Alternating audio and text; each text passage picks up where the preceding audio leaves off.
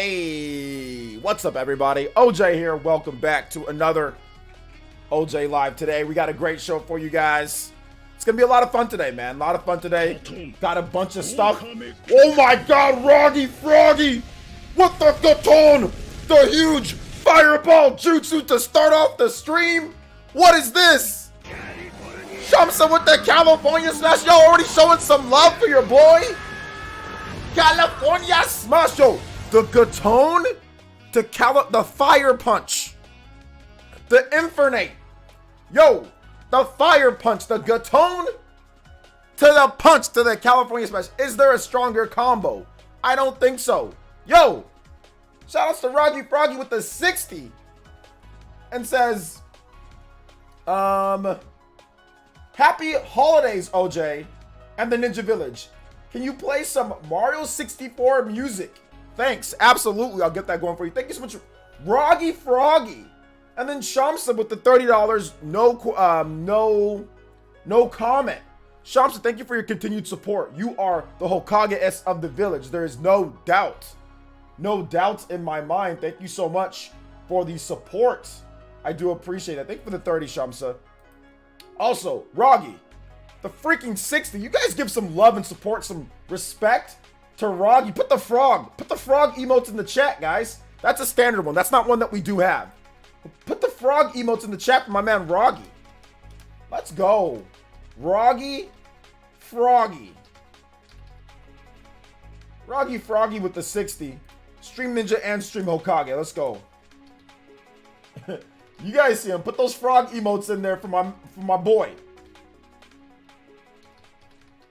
Also, put some of those Shamsa emotes as well, the goat emotes. Put those in there. Let's go. Thank you guys so much for your support. I do appreciate that. It really does help out. It really does. Thank you guys so much. I do want to say, we got a great show for you guys today, man. We're going to be talking about a lot of stuff. Thank you guys for the support. Roggy wanted some Mario 64 music. So I'm going to get you a number of tracks. Shamsa, whatever music you want, let me know. So let me know what music you want, Shamsa. I'll be more than happy to play some tracks for you. Let's start off with this Mario 64 music. So thank you so much, Mr. Froggy. Appreciate you guys' support. Make sure you guys hit that like button too as well. If you have not hit the like button, make sure you hit the like button. Share the stream if you can. Really does help us out. Definitely hit that like button though. We got 60 plus people in here. We should definitely have 60 plus likes. Let's go. All right, so let's go and get into the next thing here, guys. Elite Ninja stuff. So guys, we're at 303. We're trying to get to 3. We'll lower it. We will lower it. We got to go super low here. I think it's like the reverse psychology thing. All right, let's go. How about we go to 306? 306. 06. Let's see if we can get 3 new Elite Ninjas so you guys can play Mario Kart with us. We got a private Discord and all sorts of good stuff. So make sure you guys, Elite Ninja, hit that join button. And like I said, we are doing more DGen streams for the most part too, which we will have gameplay sessions and extra stuff for all of my lovely, beautiful people, you know, here in the Elite Ninja Village. All right, guys? So make sure you guys become Elite Ninjas, get your emotes and all that good stuff. Hey, what's up, Gabcom? All right, so let's go and get into shout-outs. Once again, shout-outs to Roggy. Let's go. And also shout-outs to Shamsa. Thank you for the support. My boy, Tommy Raiku, with the tune-in membership. Thank you so much, Tommy Raiku. Appreciate that. Welcome back, of course, to the Elite Ninja Village. Appreciate the support. What's up, Mr. Michael Looper? I don't know if it'll be much better than Doom 2016, but it should be good. Or good enough, at least. Maybe, for some people. What's up, Michael? Shoutouts to Roggy. Thank you so much for the sponsorship, my man. Welcome back. Good to see that Renangon back to your name. That Renangon pledge back on your name, bro. It's been a while since you've been here, dude. All right, so let's keep it going here. Let's continue with the shoutouts. Lex Havoc. What's good? Chocobo Joe, what's good? So you guys follow Tommy Raiku. Be a boss like Tommy Raiku. Hit that join button. Let's see here. Dank Meme Center X, what's good? Dank Meme Center X, welcome to the stream. We just need 2 more elites. 2 more elites and we have a guaranteed DGen stream this week. Guaranteed. Dark Shadow, what's good, man? Welcome to the stream. Tommy, once again, what's good? Gunslinger, what is up, Gunslinger? Welcome, my boys. Shoutouts.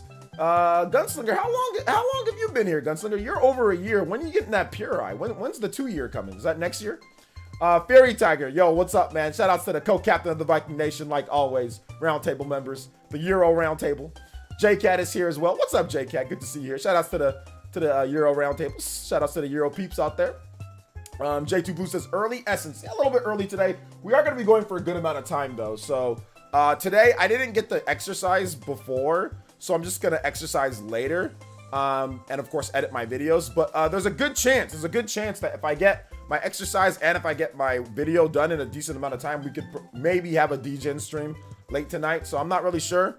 But let me get all my videos and let me make sure everything's set with work. And then we can potentially have an extra DGen stream tonight, maybe. So yeah, maybe. It's always tough though, man. I got so much editing to do. It's getting crazy. I might have to cut back, dude. Let's see here. Membership starts as low as $1.99. I'm trying to see if I can adjust the prices, but YouTube is insane. I gotta talk to the YouTube people. Gerard LaHood, what's up, man? Welcome to the stream. What's good? Bead Queen, what's up? Nightshade, what's up, man? Welcome. Doing good. Just got home from work, snacked with some Doritos. It's snowing here. All right, sounds like a plan. Sounds like a plan.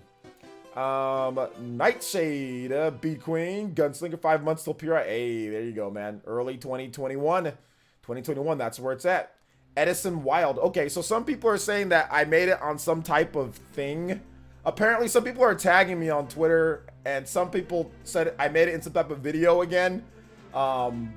So I guess I'm always making it in certain types of videos or stuff, like people clipping or people saying stuff, whatever. But yeah, apparently I'm making it. I guess he's like a big content creator or something like that. I gotta check it out. What's up, Nate Drake? Gen X Gamer, what's good? Chocobo Joe, Dior Wilson, Unbox Theory. Okay, yeah, Unbox Theory. I guess we should check out that video later, huh? What was the last one? Troy Dan. That was the last one that I was in Troy Dan, and I still have to this day Troy Dan people coming. Hey, talk about NBA 2K or something like that. I'm like, dude. Oh my gosh. But no, that was a good edit with Troy Dan. That was actually really funny because he made me seem like I was crazy. Dank Meme Center X, what's good? In a good way or a bad way? I'm pretty sure it's a good way.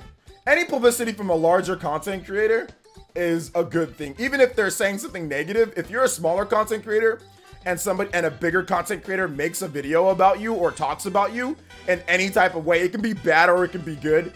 I mean, you might get some hate or whatever, but ultimately it's a good thing for you. Now, if you're bigger and then you go and you punch down, then that can be a bad thing, you know, for whatever. Or if you punch up, I mean, there could be problems. But anytime another content creator talks about you, especially if they have any type of audience, you know, and they're bigger, then it's definitely a good thing.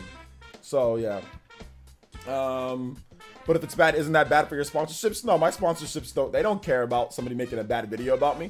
I mean, if somebody says, like, usually it's gaming, so usually it's gonna say something like, oh, this guy's a fanboy, or this guy, he's stupid, he doesn't know what he's talking about.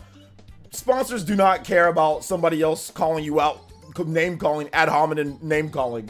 You know, they don't care. What they care about is like, okay, yo, are you like a rapist, or are you like a you know, a killer, or are you like something really bad? You know what I'm saying? Like, outside of that, sponsors don't care about you know, somebody making fun of you or somebody saying, oh, my video games, he's bad for the community. Oh, he's a fan. They're not dumb enough to think about that.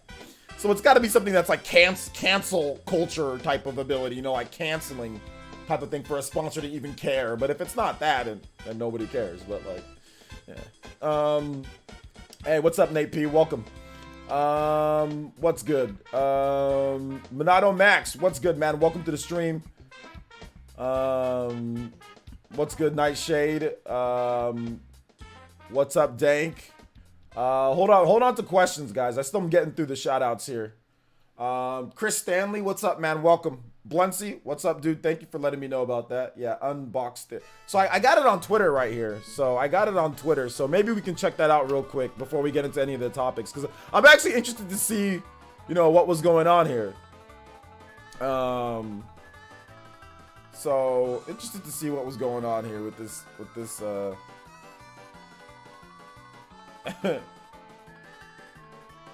So okay, here we go. Okay, clip from Sony's PS5. Why is okay? So we're gonna check it out. We're gonna pause this real quick. Yeah. Okay. Yeah. So this guy has like almost 700,000 subscribers. So he's a fairly large YouTuber, fairly large content creator. So let's check out what he has to say. Let's check it out. So this is from later clips. This is apparently what I was on. He says, "I see you out there." So, all right, let's check it out. Let's see. It's only 2 minutes. It's not just PlayStation. It's not just Xbox. Nintendo. What's going on with Nintendo? Yeah, they didn't launch anything this year. The Nintendo Or Switch is console, I mean. hot. Will, why is it so hot?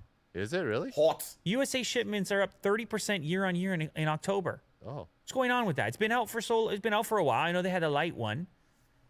People think this new bundle has something to do with it. You know, they have the Mario Kart bundle going on. Oh, okay, because With my the tweet real was on here. action Mario No, Kart not that or- one. I mean, it's selling that the thing digital too. But they're just doing a Mario Kart, what is it, 8 Oh, yeah. Deluxe? That's fun. combo. Yeah. And the parents, it's much like I was saying before, they Okay, love yeah, that. my tweet. They love the gift that looks like that. Yeah. The nice package. You come home with that right there Oh, yeah. for the youngsters. And then your friends get them too. Oh man, look how cool that looks. That's so Multiplayer. nostalgic for me, that type of thing. Anyway, apparently their shipments are up. Multiple sellouts. Nintendo Switch Mario Kart 8 Deluxe bundle at stores. Nintendo shipped millions of these for Black Friday shopping period alone. This is nuts. This is a tweet that I'm reading, by the way, from PlayerEssence. Oh, I guess this bundle is also being scalped on Amazon as well. People charging more for it. Okay, let me just put something out there, Will. Is it possible that the hype around PlayStation and Xbox led to the elevation of Nintendo That's a dub. being able to be that next option when those are sold That's out? clout. I'll take that clout, boys. And then they're getting a little extra boost from the buyer who's like, well, I'm not going to sit around. I'm not going to keep chasing down those consoles. I'll just try out this little Switch over here. Save a few bucks, and people are having fun anyway. Yeah. Yeah. I agree with that. Maybe there's a piece of it that's that. But also, I should say, I don't want to give too much credit to those new consoles because the Switch was already selling really well.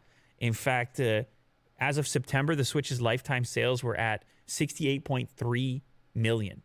So there's a lot of Nintendo Switches out there. It is a way unique does thing that in the make sense, marketplace. what he just said. And it speaks to the taste for gaming and how, at least for me, how the smartphone hasn't done what it was supposed to do. Take over gaming. Because if you look at the Nintendo Switch, it is kind of a mobile gaming device, right? Right, Especially the Lite. Yeah. And so it will go head to head against the smartphone. And if you're moving 70 million units so far, I mean, there's going to be another 10 million on top of that probably this holiday season. This guy knows what he's That's talking a about. lot of people who are not satisfied with just using their phone to game. And Nintendo makes some good games. Well, that's a key factor. Proprietary. Oh, his main channel has That's a key factor. 17.6 I mean, I million feel like playing subs. Mario Kart right now. I don't know. Dang. I don't know what it is. I don't know what did it. Okay, but dude, I wish it was on his main channel. I wish it was on his main channel, bro. That would have even been better. Dude, his side channel got 700,000 subs. Yo, okay, I'll take that. Yo, thanks for the clout, bro. I appreciate that. Thanks for the clout. I don't know if it directly resulted in anything though. It might have though. It might have. Like I've been getting a bump, but when was this? This was December 1st. Okay, so this was today. This was today. He just started the side channel. Oh yeah, okay. Well, if he's got 17 million subscribers, obviously if you've got 17 million, he's raking in a ton of money. He probably has a ton of sponsorships. He has such a big fan base, right? That's like celebrity style type of fan base. And then if you make a side channel, you know, obviously the side channel is gonna instantly be a hit, you know.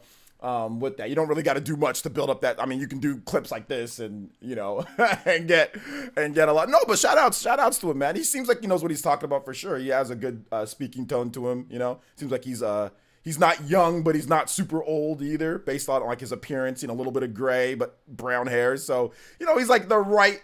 You know, and like I said, good tone voice, can speak well, has somebody talking to him as well. So yeah, it's good. It definitely seems like he's entertaining to watch, and he doesn't act like a know-it-all. He just kind of sums up his opinions, you know, well with like, let's say, okay, well, you know, I'm looking at this information, I'm gonna analyze it real quick and kind of give my take and say, okay, well, maybe the smartphone game isn't as much as what people thought it was. If 70 million people are still buying, you know, a regular Switch. So yeah. MVG isn't pirating games on the Xbox Series S. He's doing emulation, and it's pretty clear that he's doing emulation. So you're intentionally trying to say that he's doing something illegal when he's not. Emulation is legal, for the most part, with what he's doing. So yeah. enough, Ishii. Let's see here. You also went after him on Twitter. I saw that you went after him on Twitter. You need to stop that, bro. All right. So let's see here. But that was pretty cool. Shout outs to Later Clips and shout outs to Unbox Theory. Thank you for the free clout. I appreciate that. Thank you for the clout. Thank you. I do appreciate it. And no celebrity stuff here. It's just, well, I mean, my tweet made it into Nintendo Life, so I mean, like, you know, but that hasn't really resulted in like a huge blast of like new followers on Twitter or anything like that. So it's not like, I don't know if it did much, if anything. From what I'm seeing on my channel, it's just the normal organic growth, you know, of things. So yeah. To me, it's not really much, but I do appreciate the clout though. I do appreciate the clout. Maybe I'll finally get over 12.8 thousand followers on Twitter. I've been stuck at 12.8 thousand since Brian Altano gave me a shout out like earlier this year. Since that, I've been stuck at 12.8. So maybe we'll actually get to 12.9 on Twitter. Let's see, 12.9. We're talking about this dude on Ishii on let's see here, Ishii on Twitter or on Twitch. You said, OJ, I didn't even tweet. Okay, that wasn't you. Okay, my bad. There's somebody that had a same type of name as you, but no, he's not pirating anything. He owns the physical game, so he's simply making an emulation copy. Which, from what I understand, with buying a dev resource, when you can do that. So I mean, I don't see an issue with it, so I don't understand why, you know, he's not pirating, and you know he's not pirating, you know, he never, you know, it's pretty clear that it's emulation, pretty clear. But anyway, to kind of get to this guy's point real quick, I guess we can make it an extra topic. We do got a longer show today, to make it an extra topic. Yeah, I mean, that was something that some people thought could happen, you know, that something that people thought could happen because of the being sold out, the PlayStation and Xbox is sold out. But I don't know if it's, maybe some people are like that, you know, it's like, oh, I can't find, you know, a PlayStation or Xbox, so maybe I can just get this in the meantime. Maybe some people are like that. I mean, it's definitely, there's probably a few cases, or we can't say that for sure that there isn't. But at the same time, I mean, you have a mature platform, right? Like the Switch that has multiple, you know, actually has like a bunch of games, you know, like a lot of games for it, you know, that are people like. Obviously, they sell a lot. You have Animal Crossing, you have Smash Brothers, you have, you know, Mario Odyssey. You have all these games that are still doing really well. Obviously, Hyrule Warriors Age of Calamity is doing extremely well. People are buying the heck out of that. You know, if you go on Amazon, the charts all show, you know, it's a lot of Nintendo games. Like I was going to say, like, I mean, not to put you on the spot over here, Nate Drake, but you claim that, you know, Amazon would be dominated by PlayStation 5 games after the launch. And I said that that's not possible because there's not enough systems compared to the other systems, and people have digital systems, and even people with the physical systems like to buy digital. And we're looking at the Amazon sales charts, and it's exactly what I said it was going to be, you know, with a lot of the games, because there's just not enough systems, like I was saying. Now, if we wait a little bit, you know, then maybe we'll see that. But currently, if you look, you know, it's not really dominated by PlayStation games, PS5 games particularly. There's a lot of on discount, like, you know, Ghost of Tsushima. I mean, you can play it on your PS5, but Last of Us Part 2, games that were physical with the bigger install base, right? With the bigger install base of the people that have PS4s, moreover than the PS5 games. You know, Miles Morales isn't even in the top.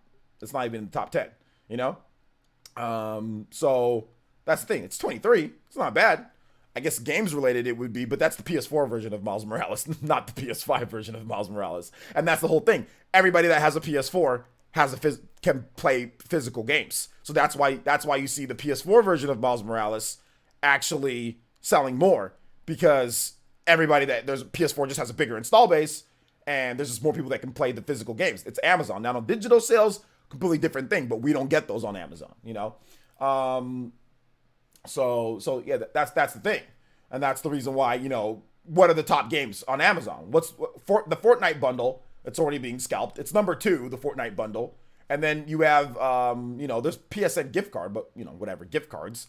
But it's, you know, Mario 3D All-Stars. In terms of, let's just talk about games. You know, Mario 3D All-Stars, Cyberpunk, you know, Smash Brothers, Ghost, Animal Crossing, you know, Last of Us, Hyrule Warriors, Age of Calamity. You know, I mean, it's these are the type of games that are at the top. At the very top. You know, you got Paper Mario up there too. So, I mean, it is what it is. But yeah. Hey, what's up, Michael Regan? Welcome to the stream. Yeah, shout out to a Ghost of Sorts. That'd be cool if there was a oh, it's not. That'd be cool if there was a Golden Sun. But yeah, man. I mean, it is what it is. Scalpers don't have most of the PS5 systems. Most of the PS5 systems people have. Consumers have most of the PS5 systems. Yeah.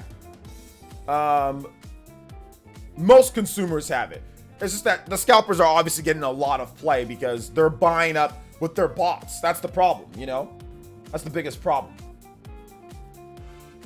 That's the biggest problem. So yeah, man.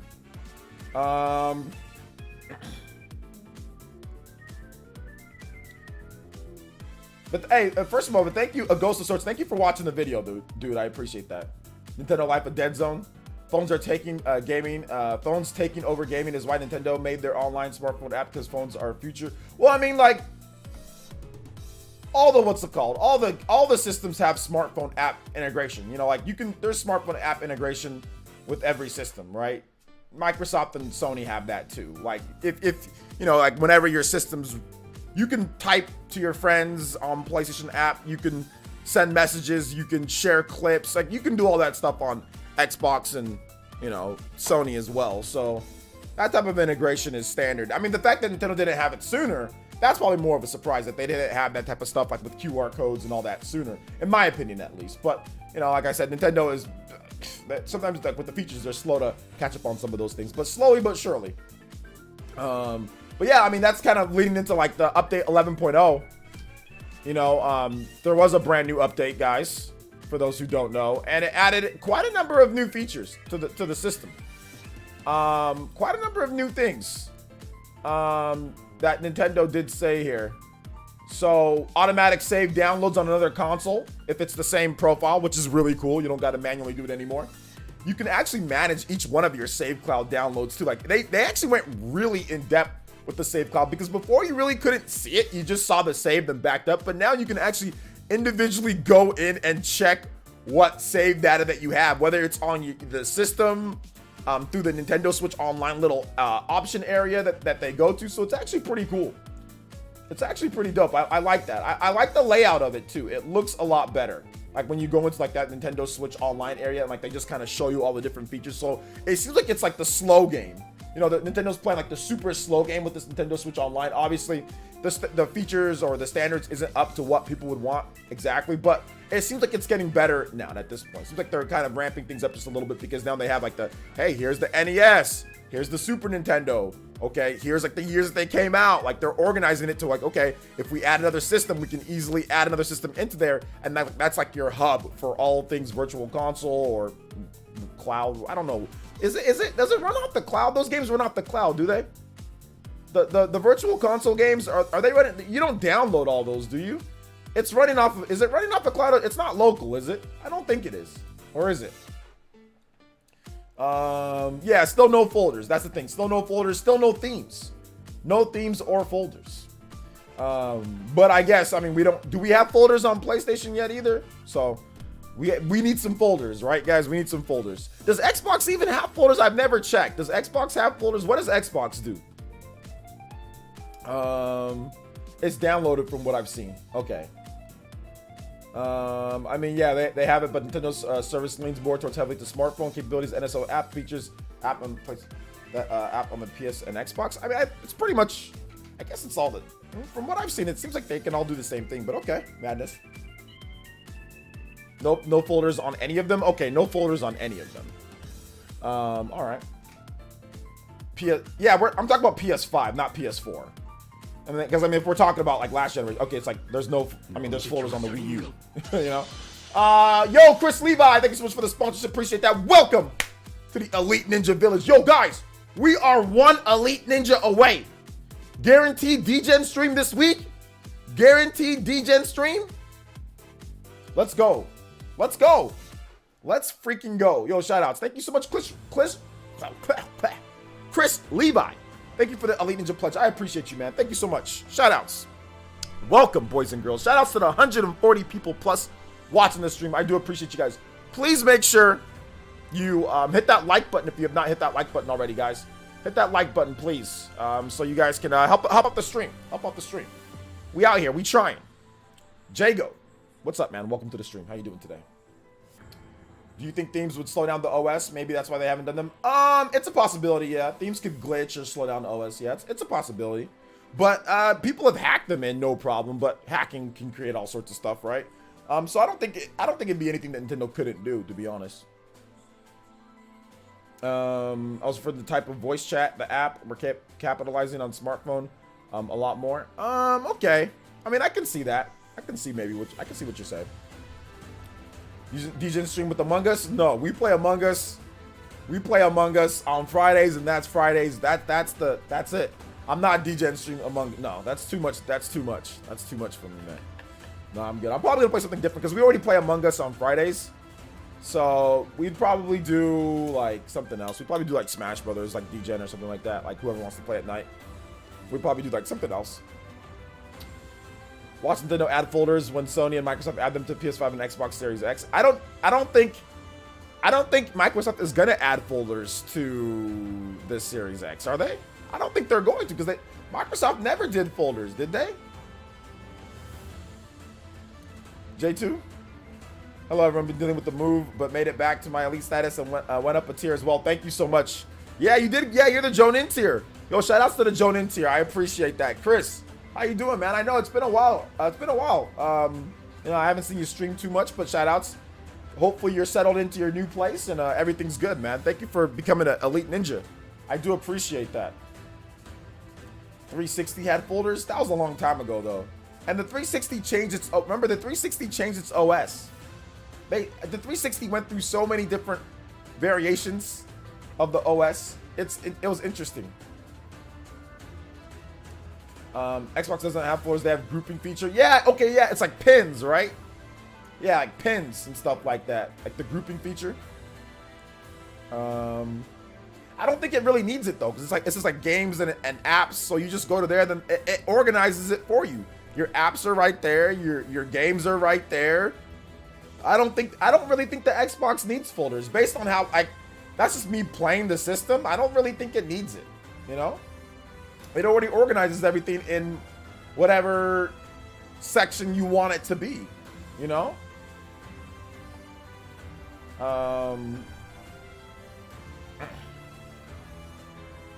Let's see here. People are complaining about the NSO app being red, but I like it. It's kind of vibrant and unique and looking on the home screen. Yeah. I think I saw people say it kind of stands out. Like it looks kind of like, instead of having like the Switch, let's say being transparent, like the logo type of thing like the other icons do, it's just like the red. But I mean, yeah, it almost reminds me of like people who wear like certain colors and then their shoes are all like red or all blue or yellow. But like their colors that they wear is like completely different. Like it's not like they have a part of like red on like their outfit. And I think that's kind of dope.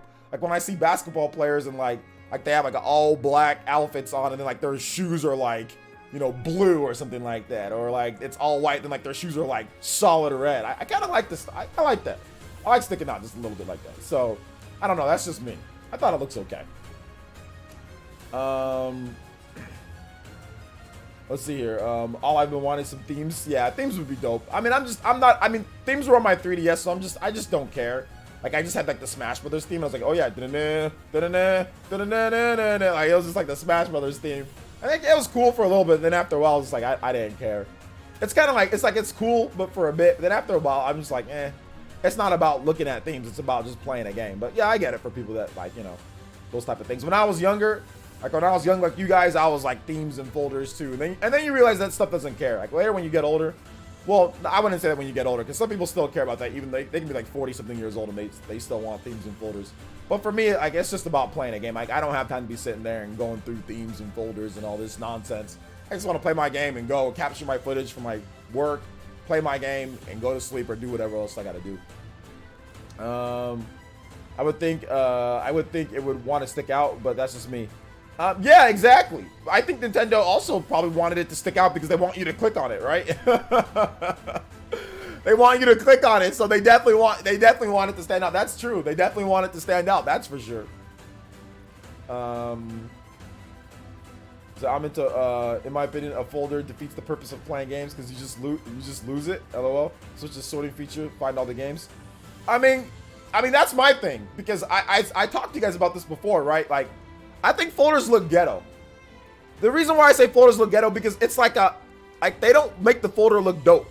Like, if they made the folder look dope, like let's say like the folder it splits it into like multiple like a thumbnail on YouTube and it shows various games and it says plus more. Like if they made the folders look dope, it'd be cool. But it's like a manila folder that you see like at Office Max. You know what I'm saying? It's like a ghetto little folder with like an A on the cover of it.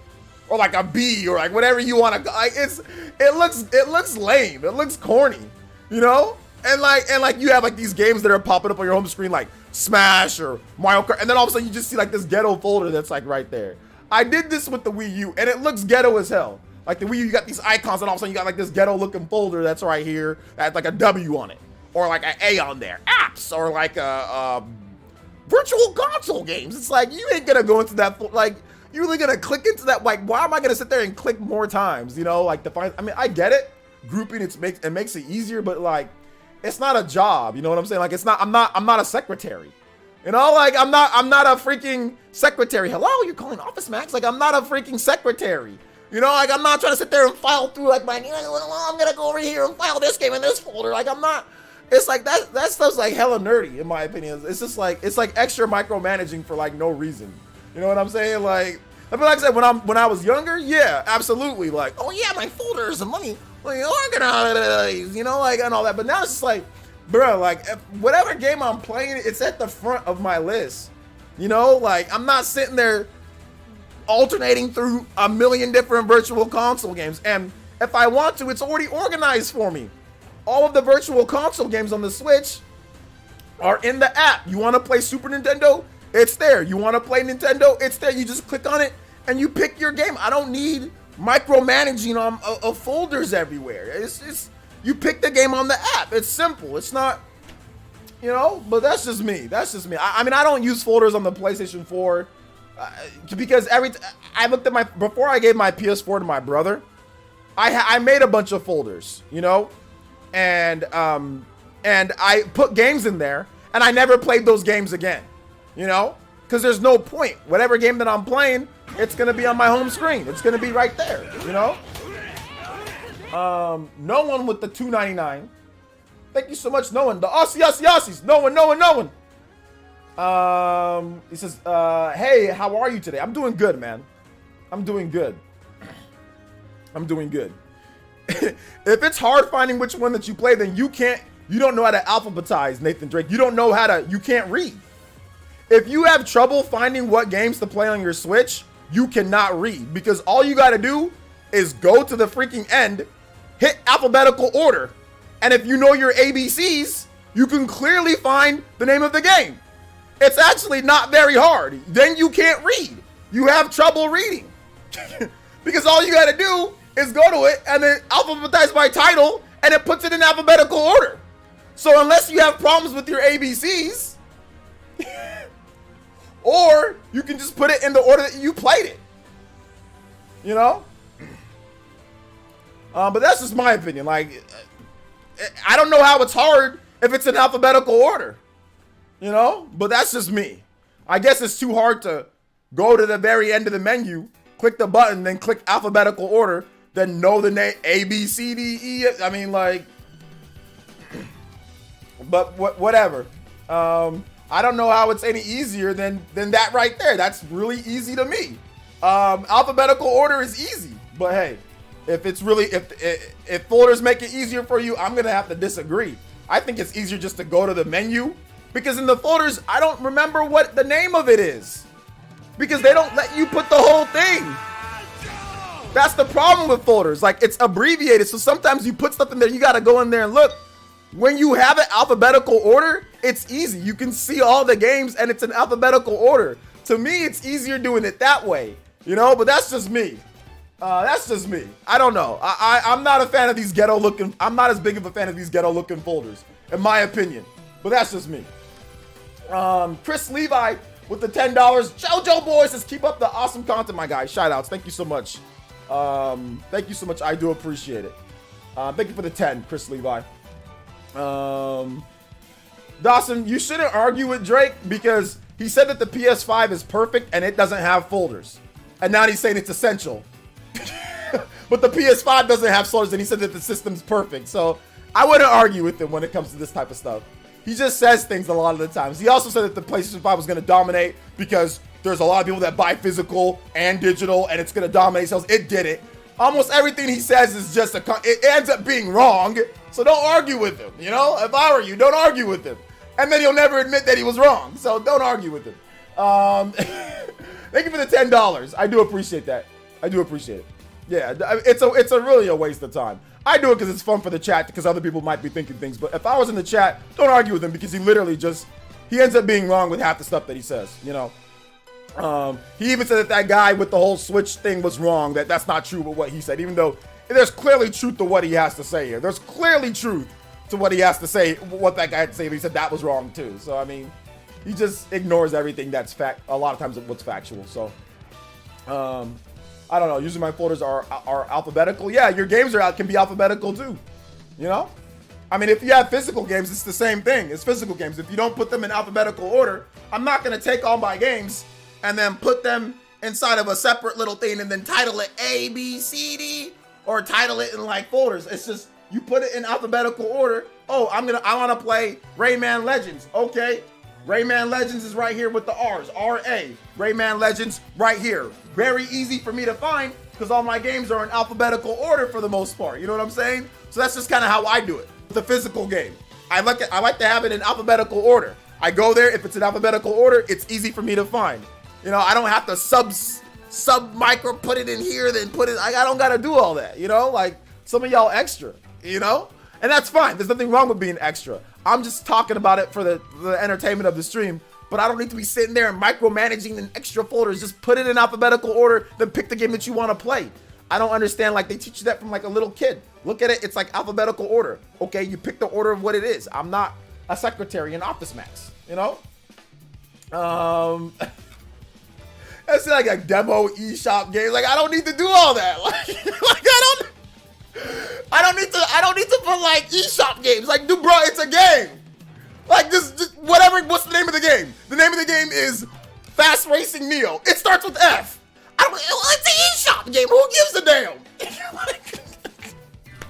And I used to be like that too, where I got, the eShop games go in here, and the regular games go in here, and these games go over here, like over here and here. It's like, bruh, you want to play the eShop game? It's Fast Racing Neo. F.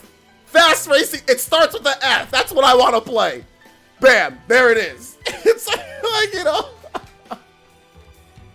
I don't know, man. I don't know, bro. It's just, I get it for those, but I don't understand the micromanagement. You know, I no longer understand it because all it does is lead for me to not want to play the games because they're in a folder. You know, I don't know. They teach organizing in school. They teach alphabetical order in school too. It's organized enough for me. It's organized enough for me, but I mean, with the games, like I said, I just put them in alphabetical order and then I just grab them. But it's an option though, and options are good. Options are always good. So if you want to use the option, you use the option. If you don't want to use the option, you don't use the option. So I do say that it'd be good for the option. I just don't see it as like some type of essential, oh my gosh, if it doesn't have it, I'm angry. It's like just alphabetical order. Like it's not hard. Go to the thing, put it in alphabetical order and you're good. Like people are over dramifying how important it is because it's not very important because people have been playing and having fun and easily finding their games. And like I said, if you can't find your game, then you don't know your ABCs. If you can't find your game, then you don't know your ABCs because you can put it in alphabetical order, you know? Let's see, the only benefit of having folders is clumping together the game series, for example. See, like that's micromanaging. You know what I'm saying? Like, that's micromanagement. I don't need to, and I get that for some people, but I don't need to clump together game series of games. If I want to play Mario Odyssey, I'll play Mario Odyssey. If I want to play New Super Mario Bros., I'll play New Super Mario Bros. You know, like I said, I don't need to clump together like for theatrics or for visual flair. Like, I don't need to clump together Mario games or clump. Like, there's literally, I used to do that. There's literally no need to do that. Whatever game I want to play, I know the game in my head. I don't go to thinking, what am I gonna play? Oh, a Mario game. Let me look at my Mario series games. Here are my Mario series games. Let me play a Mario. Like, I know some people think like that. That's why I said the option's good. But I don't think, like, as an adult with limited amount of time to play games and I want to pick what I want to play. Now, for a kid, maybe. But for an adult, I know what I want to play when I want to play it. And I don't need to clump together things together, micromanage my own thought process. You know what I'm saying? If I want to play Mario, I'll play Mario. If I want to play Zelda, I'll play Zelda. I don't need to have a folder of just Zelda games. You know what I'm saying? Like, it's like if I want to play a Zelda game, I'll just pick the Zelda game that I want to play and play. I know what I want to play in my head. Hyrule Warriors Age of Calamity, cool. Breath of the Wild, cool. It's easy. It's very easy for me to know what I want to play and play that game. You know? So yeah. Let's see. One thing, certain extra feature would be that the ability to sort games by a letter, just alphabetical order. Manny, you can just alphabetical order. Just that's what sorting a game by letter is. All your A's will be there, all the B's will be there, C's. It'll be very easy to find what you want if it's in alphabetical order. Digital versus physical, that would be good. Your physical games and your digital games. But I guess if it's your physical games, you're gonna have that little.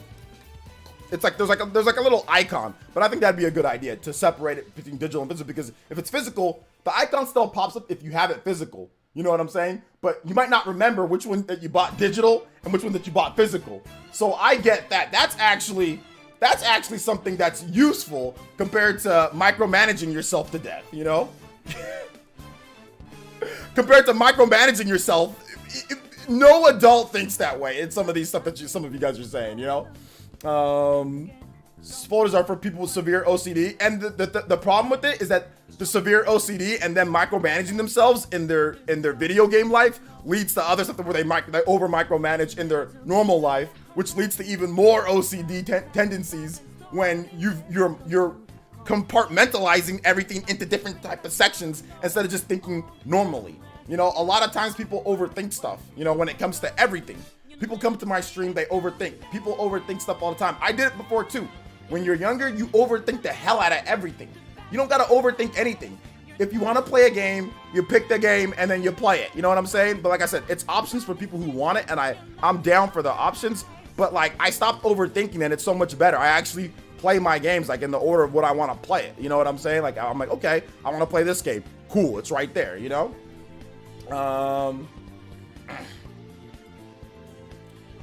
You said you don't know if you know what you want to play, a specific genre or type of game, but can't decide what to play. Folders could help you decide. Bruh, if you are letting a folder help you decide what game you want to play, I'm good. You've got too much time on your hands. I wish the Lord would give me time to be like, to let a folder decide what I want to play. A folder, not your brain, but a folder decided what you're gonna play today. All right, y'all tripping. If you don't know what to play, your folder can help you. That is the newest one. That is the best one so far. That is the best one so far. If you don't know what you want to play, a folder that you already made beforehand could help you decide what you want to play.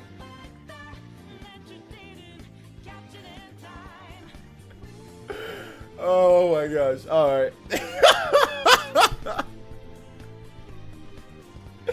Okay, I get it. Hey, look.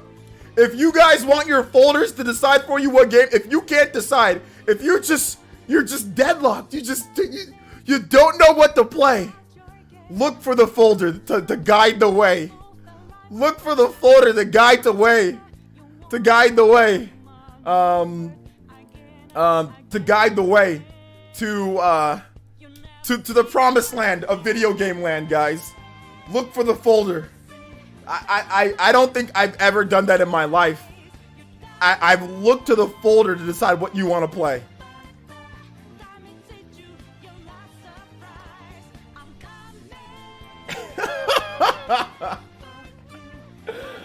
I'm an organized person, but not OCD. I do need. Do I need folders?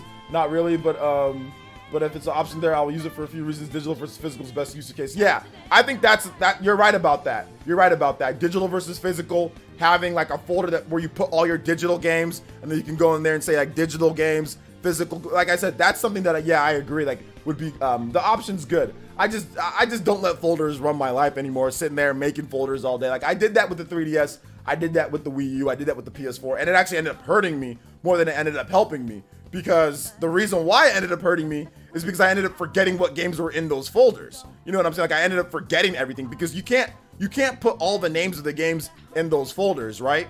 So it ended up hurting me because I ended up just forgetting whatever it was. Whereas if I see a layout of what games I have in alphabetical order, or if I see a layout of what I've played the most, right? So games that I've played the most, it helps me. Okay, that's what game I've got. Okay, let me play that, or whatever the case is. Okay, I got that physical, digital, whatever it is. Like you can see like the little icon. So for me, it ended up hurting more than it ended up helping. I ended up forgetting games that I bought. But yeah, I know for other people, some of you guys can remember every single game that you bought in this folder or in that folder and this type of thing. So for some of you guys, it'd be better, right?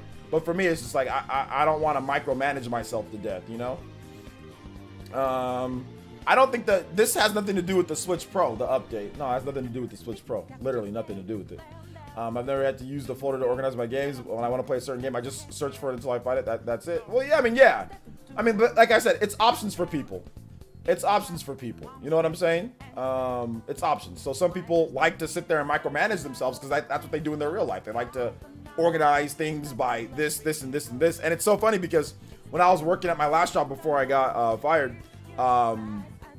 the lady was like, oh, you're not organized enough. You don't put things in enough things. And like when I started organizing the way that she wanted me to organize, I ended up forgetting those things were there. And then she would say, well, why did you not do this? I'm like, oh, well, I micromanaged myself in terms of organization. And I forgot that I even put it there because I was so used to doing things. Okay, here's this in alphabetical, or here's this and this. And that's how I have it done. Like one lady was trying to tell me to write down things twice, write down things in one book and then write down things in another separate planner outside of like my training manual and my regular manual. So what would happen is that I would write down things in my book at one point and my training manual, and then in my other book that I have, like I left it at home or if I left it somewhere else, I would end up writing down things, but not exactly the same thing that I wrote down the first time. So then it would lead to conflicts, right? Because you're over micromanaging things, you're over complicating things, you're making extra things, making extra work, putting extra stuff on there when it would have just been fine if it's just one list, you know? Sometimes less is more for some people. Sometimes more is good for some people, right? So it all depends on your brain and how you operate and how you function, you know?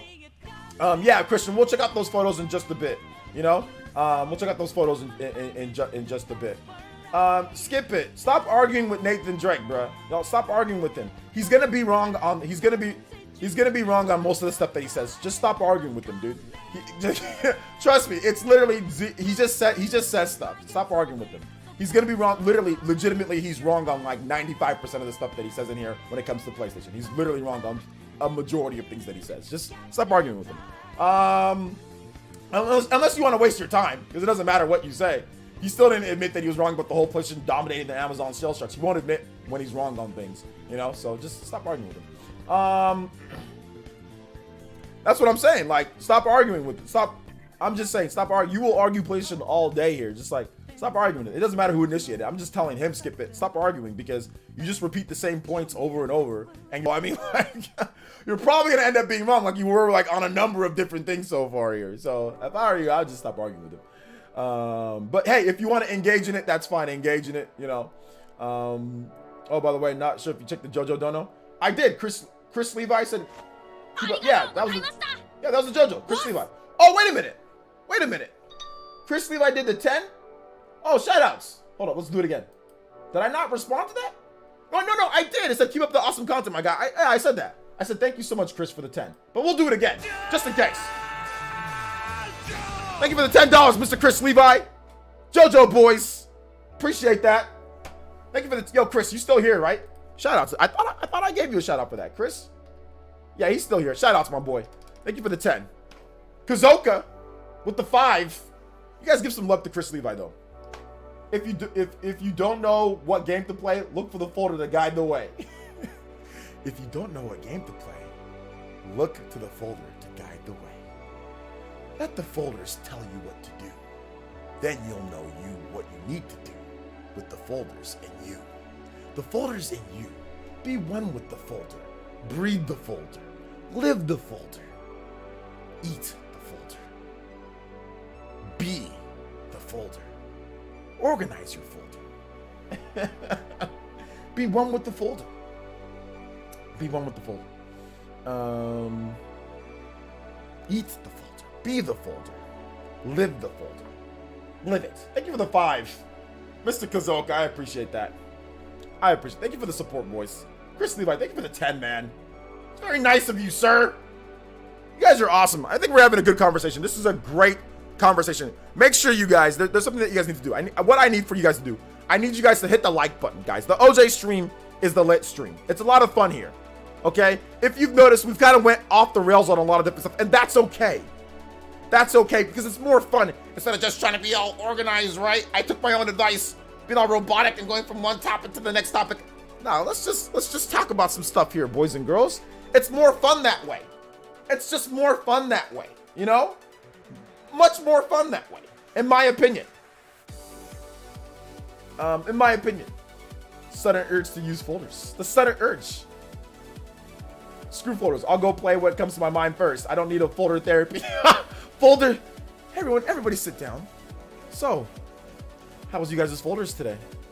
How did you organize your folders? Well, first I started out by putting everything that I know in A. So I have an A folder, I have a B folder, and I have a C folder. Okay, good. Very good. What did you feel when you were in the process of making that folder? I felt pretty good about myself. I do think that there's things that I can do to maybe work on that a little bit. Okay, everybody in the class, how do you guys feel about what he just said? Yes, John? I feel that the folders are solid. I think that he said it in a way that was very, very, very, very inspiring to myself. And now I'm going to use my folders that way too. Great. Does anybody else have anything to say in the therapy session today? It's like a round table. It's like a group session. No, I'm just messing with you guys though. No, seriously though. For people that like, you guys know, I'm just messing around. I think it should be an option though. Options are always good. For real though. For real. Like real talk. Options are always good. They're always good. So I think they should definitely add them. You can put folders in your folders and call it a folder. Can't you put folders in your folders on the Wii U? No, you can't do that, can you? Can you put folders in your folders? Can you put folders in your folders? I don't know, man. Frank says the song matches the one with the folder. Frank. Oh my gosh, dude. What if a console folders look like a smartphone folder where it's transparent, like the iPhone? Yeah, I have folders. You know what the funny thing is? I have folders on my smartphone, but it's like, it's not really folders, right? So like, hold up. So it's like bubbles. And like, if it's like that, then yeah, like right here, this is like my Google bubble. And like all like my Google stuff is kind of loaded up. But you know what the funny thing is? A lot of times I forget what's in there and I end up just going like this. I end up just going like this and just going by alphabetical order. I end up just doing that and going like to the thing that has all of them because it's in alphabetical order. So while, yeah, I have it organized, some of it, not everything. Like obviously there's some stuff like on here where it's like, you know, it's just out there. But a lot of times I end up just going like this and looking through it that way and just picking the one from a list. Because it's like I have all these stupid I have games in this thing and this type of stuff. It's just, I just end up going like this and just picking the one that I want. Or just search, push the button, bam, you know? So it's funny though. Wife face reveal. I already showed my wife on Twitter. Wife face reveal. If you follow me on Twitter, I already showed her on there. But if you guys, I mean, I don't got a problem with showing it. She's beautiful, so if you guys want to see her, that's fine. A lot of you guys have already seen her, though. I mean, there ain't nothing. There ain't nothing, nothing to hide there, you know. I'll show another picture of her if you guys really want to see a picture of her.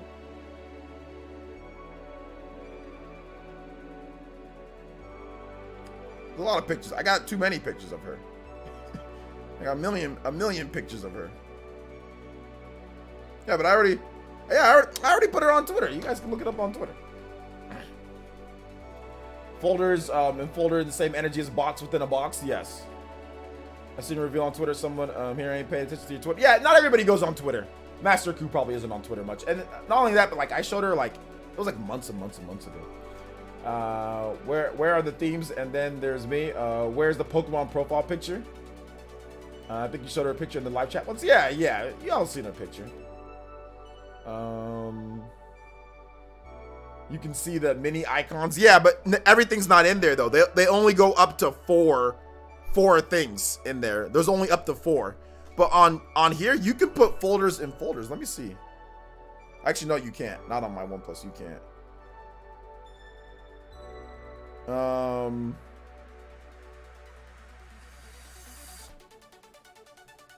So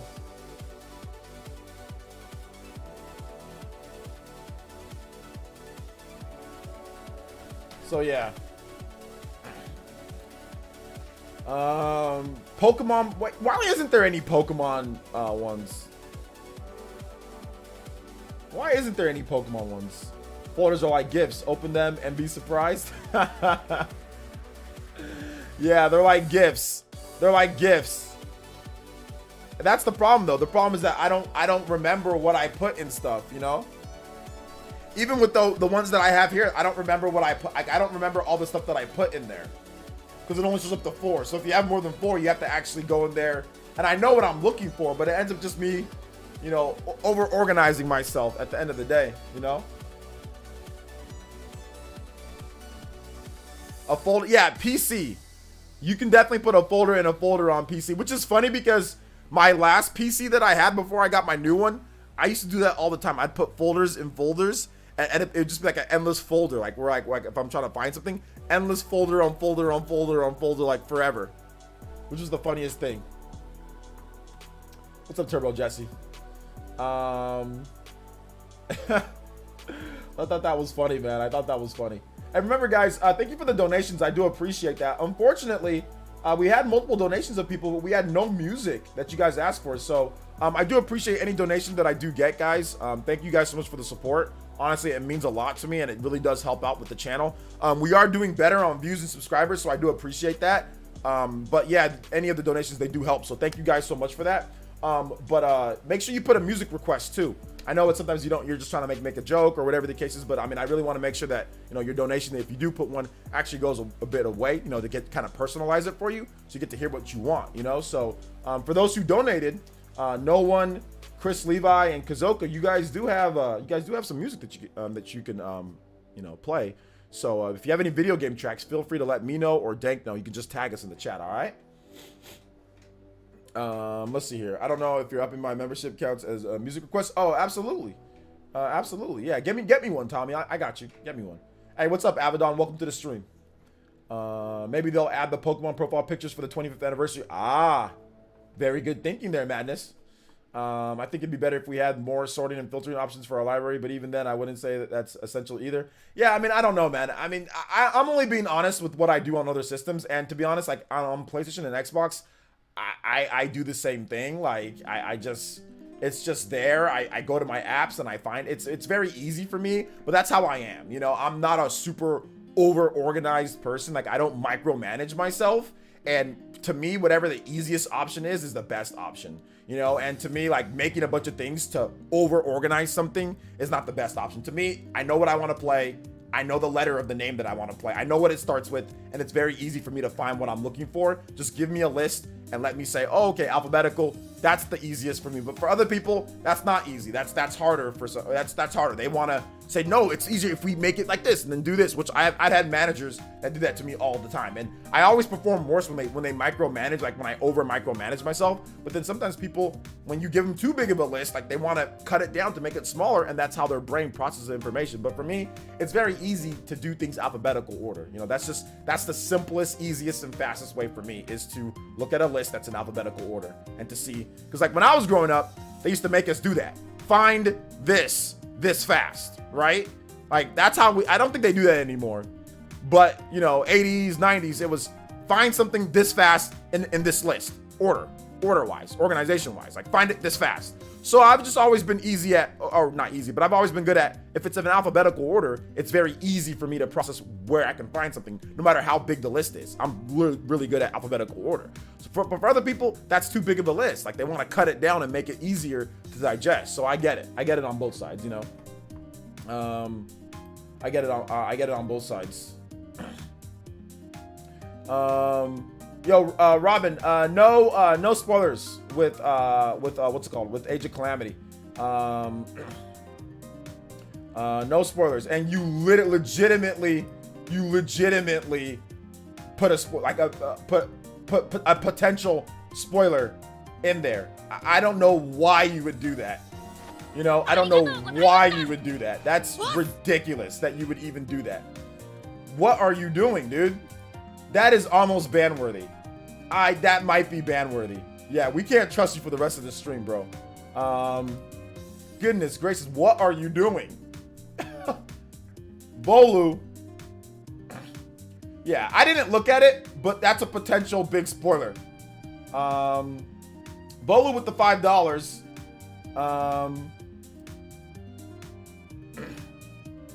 I banned him for right now. Yeah, I banned him. I banned him because we can't trust him for the rest of the stream. Bolu with the $5 says, I'm not a time traveler, AC and H, so I finally caught all fish. Let's do some 5 p.m. music. All right, I got you. 5 p.m. music. And on top of that, Robin, I never said that I completely finished the game and I knew everything. Like that was never even a topic of discussion. So I don't know. You said now that you've played it. I never said that I beat the game or that anything like that. Nothing. I never even gave you the indication of anything. You know, like that was not even anything. So you legitimately did that on purpose, the troll.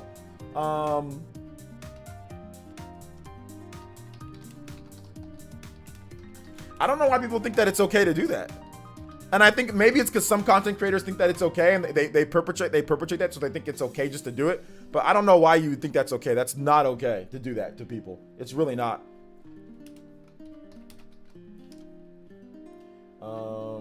It's really not okay to do that.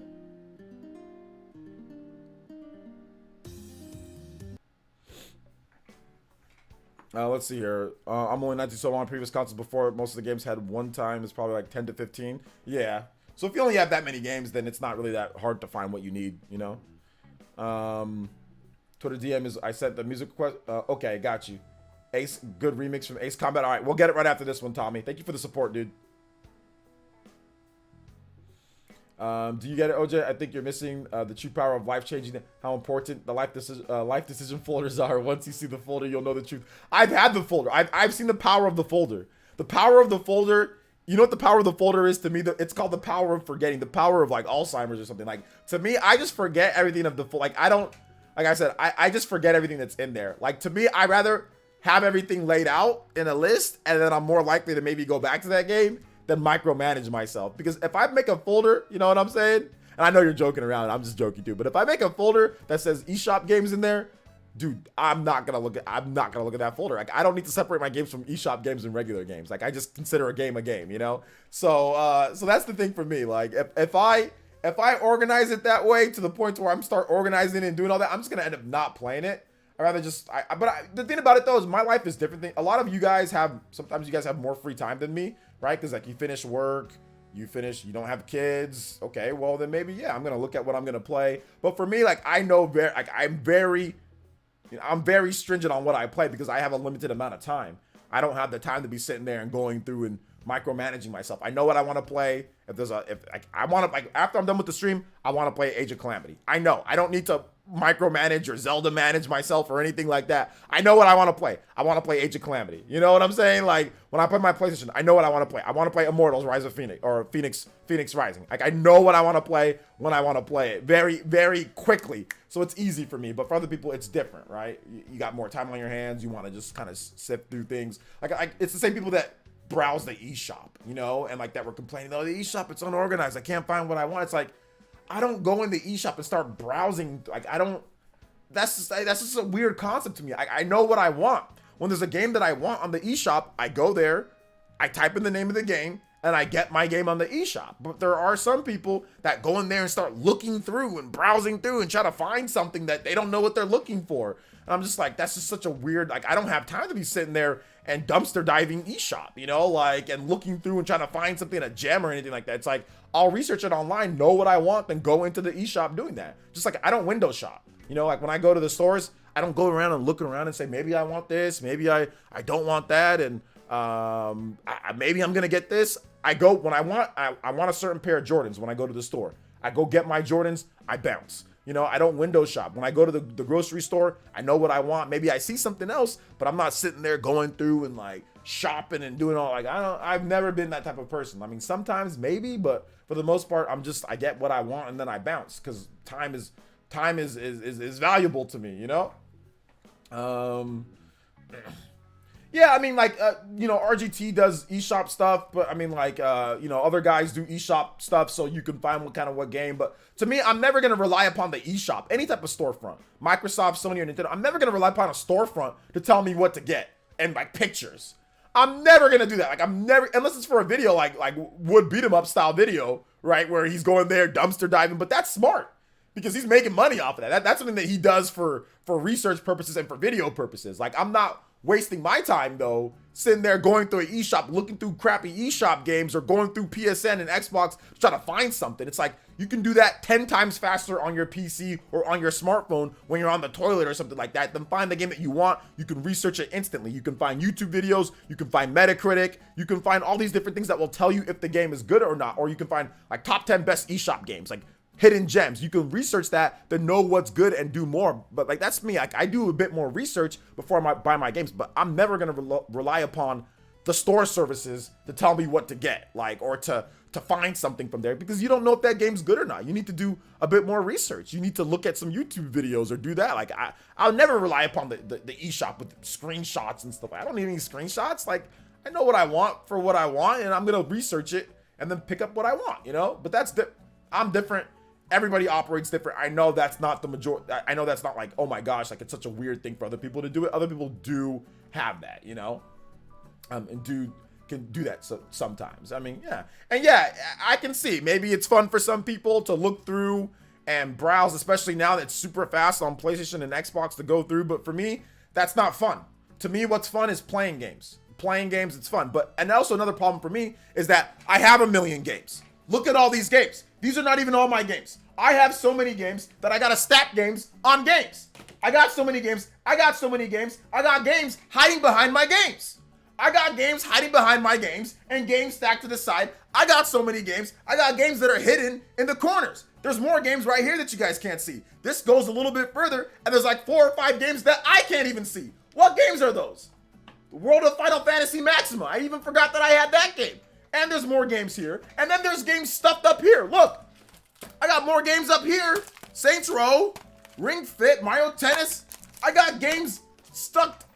Look, there's more games here. There's a bunch of games there. There's games down there. There's a bunch of, by the way, I have another one of these that's literally stocked from the top all the way to the bottom, full of games. Oh, and it doesn't just end there. It does not end there. That doesn't count digital games. That doesn't count games that are in my living room. Oh, I have games in my closet, and I have games in my secondary bedroom.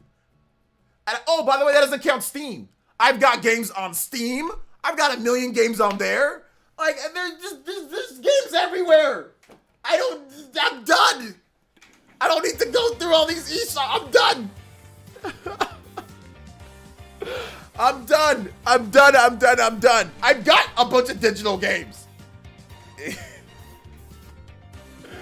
Oh my gosh. I've got games on games on games on games. Like, I don't need to be going through the eShop and looking for more games. That's the last thing, or the PS. That's the last thing that I need to do is dumpster dive for more games. Bruh, stop. You stressing me. I'm stressing myself out. I'm stressing myself out.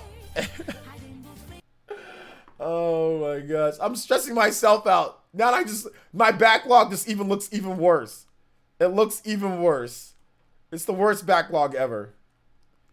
Worst backlog ever. Oh my gosh, my backlog is horrible. Let's see here. Clue for present with the $5 says games on games on games. Games, games, games. Got a million games, dude. And that's not, like I said, that's, by the way, let me show you guys this too. Give me a second.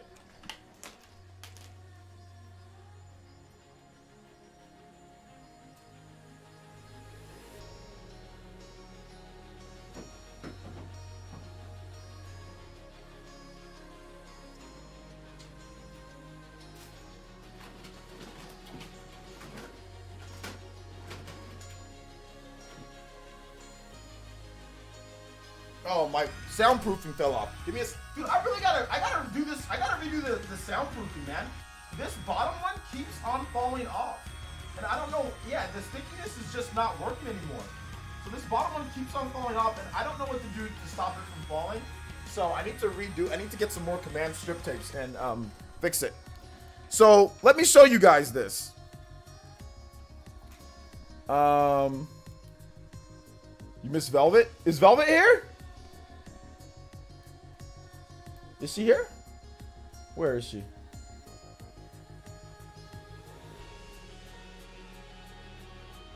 Dude, is Velvet's messages not showing up? I don't see her. And Velvet is here. Velvety, what is up? Welcome. I DM'd you back on Twitter, Velvet. So check your DM. I don't think you read what I said back to you on Twitter. So shout outs, Velvet. Welcome to the stream. I don't see your message though. I don't know what's going on. I'm just missing it.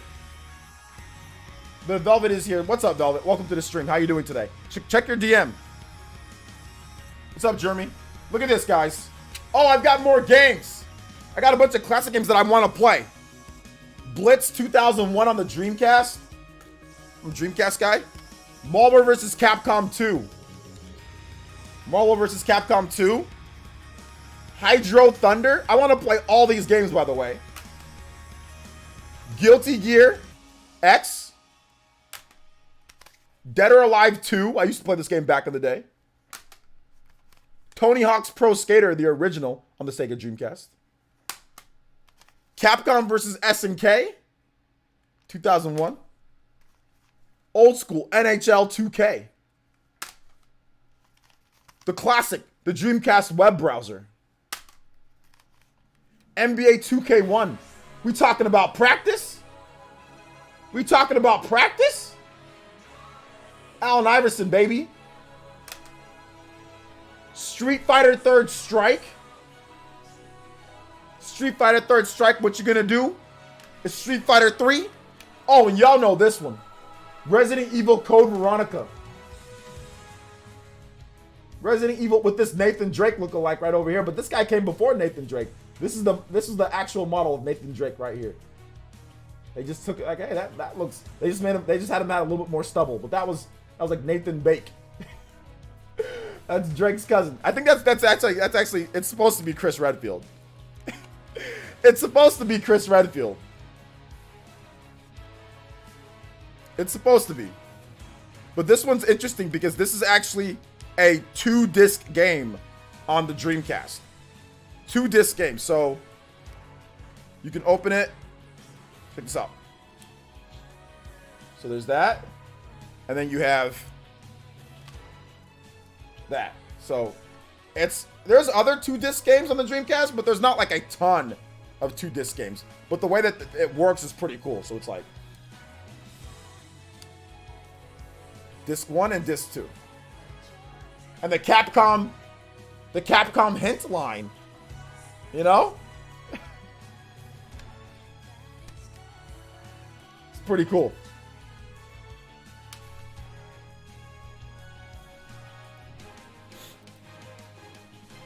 Said Nathan Drake is cooler than Chris Redfield. You tripping? He's cooler than new Chris Redfield, but he ain't cooler than old school Chris. He ain't cooler than Resident Evil 5 Chris Redfield. Let me ask you a question. Did Nathan Drake ever punch a boulder into molten lava? Let me tell you something. Did Nathan Drake ever punch a boulder into molten lava? Do I need to remind you what what Chris Redfield did? You tripping. Do I need to remind you what Chris Redfield did? Do I need to remind you guys what Chris Redfield did? You can't sit here and tell me that this is not the most epic thing that you've ever seen in your life. You cannot sit here and tell me this is not. This is the last boss, Resident Evil 5. Look at this. Look at this. Look at this boulder. Look at this. Look at it. He punches a boulder. Look at that boulder. You're trying to tell me that this bum swinging around and auto-platforming is cooler than that? This man, look at this. Look how big this boulder is. This is impossible. He's a human, by the way. He's not anything enhanced. He's a normal human. Look at this. Look. Look at this boulder. Man gave the boulder. He gave the boulder the 1-2. He gave the boulder the 1-2. You gotta be kidding me. That's the coolest thing that I've ever seen in my life.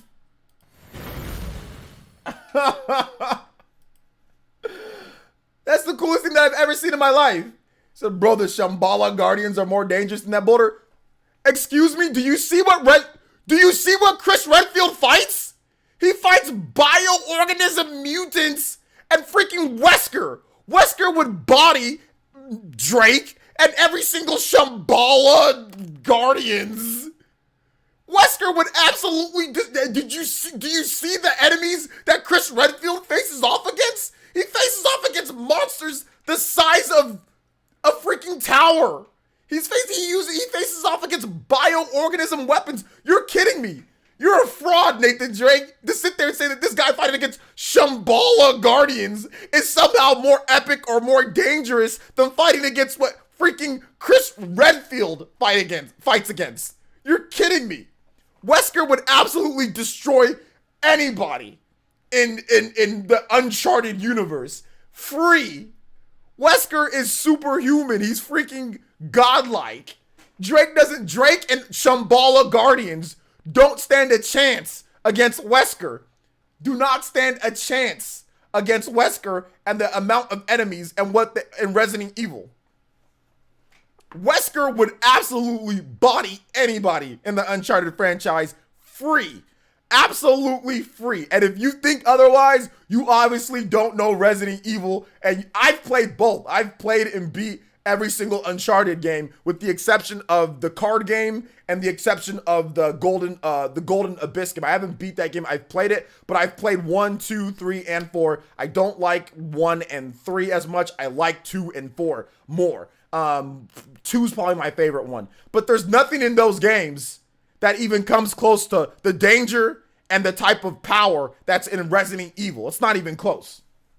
It's not even close. Who's got the better games? That's subjective. I'm talking about simple, pure power and who's looking at what. This dude punched a boulder into a freaking molten lava and fought against Wesker. Nate Drake, he auto swings on platforms and climbs on trains and stuff like that and shoots pirates. I don't know. I mean, like it's cool, but let's just be real here. He ain't fighting against bioterrorism. I mean, like, it's not the same thing. This man, Chris Redfield, traveled to Africa. He traveled to Europe. He's traveled to everywhere. So has Nate Drake's went to a lot of places.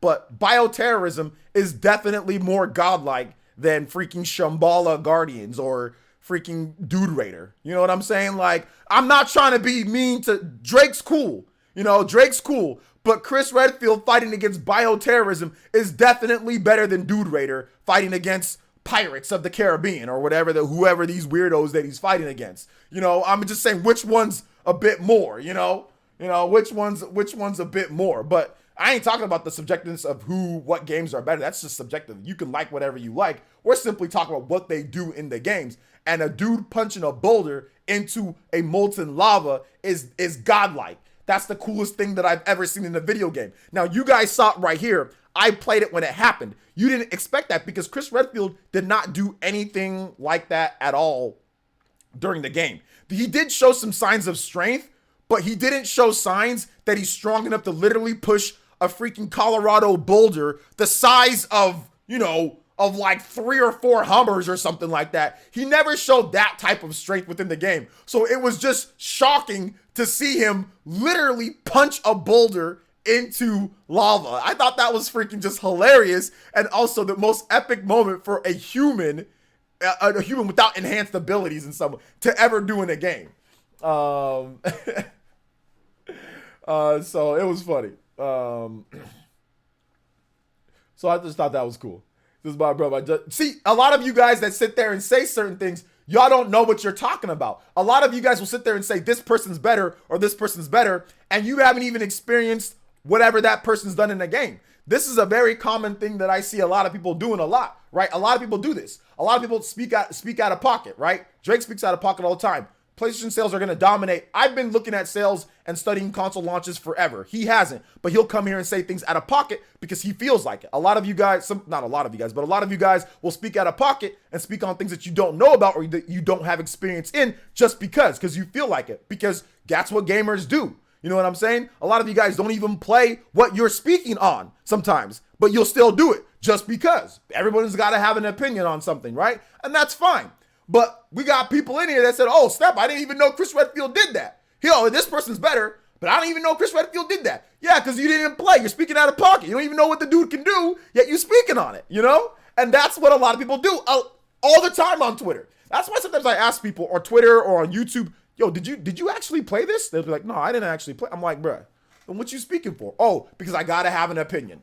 Because I got to have an opinion on something. I got to have an opinion, and I got to say something on something. Even if I don't know what I'm talking about, even if I have no experience in what I'm talking about, even if I have very little, or I got to say something on something, And that's what people do on Twitter. That's what people do all the time, which is fine. Heck, I speak on things, but the thing that I know as I've gotten older is not speaking out of pocket a lot. You know what I'm saying? It's like try to speak on things that I know. Do I speak on PlayStation and Xbox like a million times a day or in a lot of videos? Nah, not really. Not really, because I don't play all the games and all that, so I'm not going to sit here and say, oh, well, these games are 10 times better than this game. I don't play everything, so I don't necessarily know. I'll just speak on what I play and what I know for the most part, I mean, I can give an opinion on if I think it looks good or not, or whatever the case is, but it'll usually stop and start right there. I'd rather spend my time on stuff that I do know, on games that I do know and what I've played and, what's up with what I know, We all know the most powerful person in video games is Judge from Ace Attorney. Have you seen the Metapod sleeping bag and selling out in Japan? Looks comfortable? No, I haven't. I ain't seen it. I ain't seen it. Pirates of the Amazons, yeah. Let's see here. Yeah, the Shambhala Guardians. They're all right, but they're not a organism. They're not that. Like if you've seen. I mean, if you play Resident Evil 5, look at what Chris Redfield has to fight in Resident Evil 5 is quite possibly the most dangerous Resident Evil game, period. That was the most dangerous for Chris. And I would say out of all the games, Resident Evil 5, that was one of the most advanced. Maybe I'm wrong on that, but he fought the most disgusting, most crazy enemies was Resident Evil 5. Everybody was mutated. People turned into huge, large organisms that you just had to shoot down. Like Wesker was crazy in Resident Evil 5. That was by far to me the most dangerous mission was Resident Evil 5. That was easily one of the most dangerous. They're all dangerous, but that one was absolutely nuts. That one was absolutely crazy. The type of stuff that Chris Redfield fought in that game, that was just crazy. But all right, that's interesting. We went on an interesting tangent on that one. We went on an interesting tangent on that one. let's get back to maybe whatever what are we talking about, boys and girls? Let's speak on this. Let's speak on this, boys and girls. PS5 controller drift issues. So what's been going on? Okay, who has the lowdown? Who has been following this story? So apparently I saw Marlon Gaming Nation say it. He talked about it on stream a bit. So I watched him talk about it on stream a little bit. So what is the lowdown? Now, I don't play my PS5 enough to maybe have the drifting issues right now at this point. You know, so I'm not having that. I'm not having it. And probably most of you guys probably don't have a what's it called? Don't have a PS5. So maybe you guys can't speak on this. But let's take a look.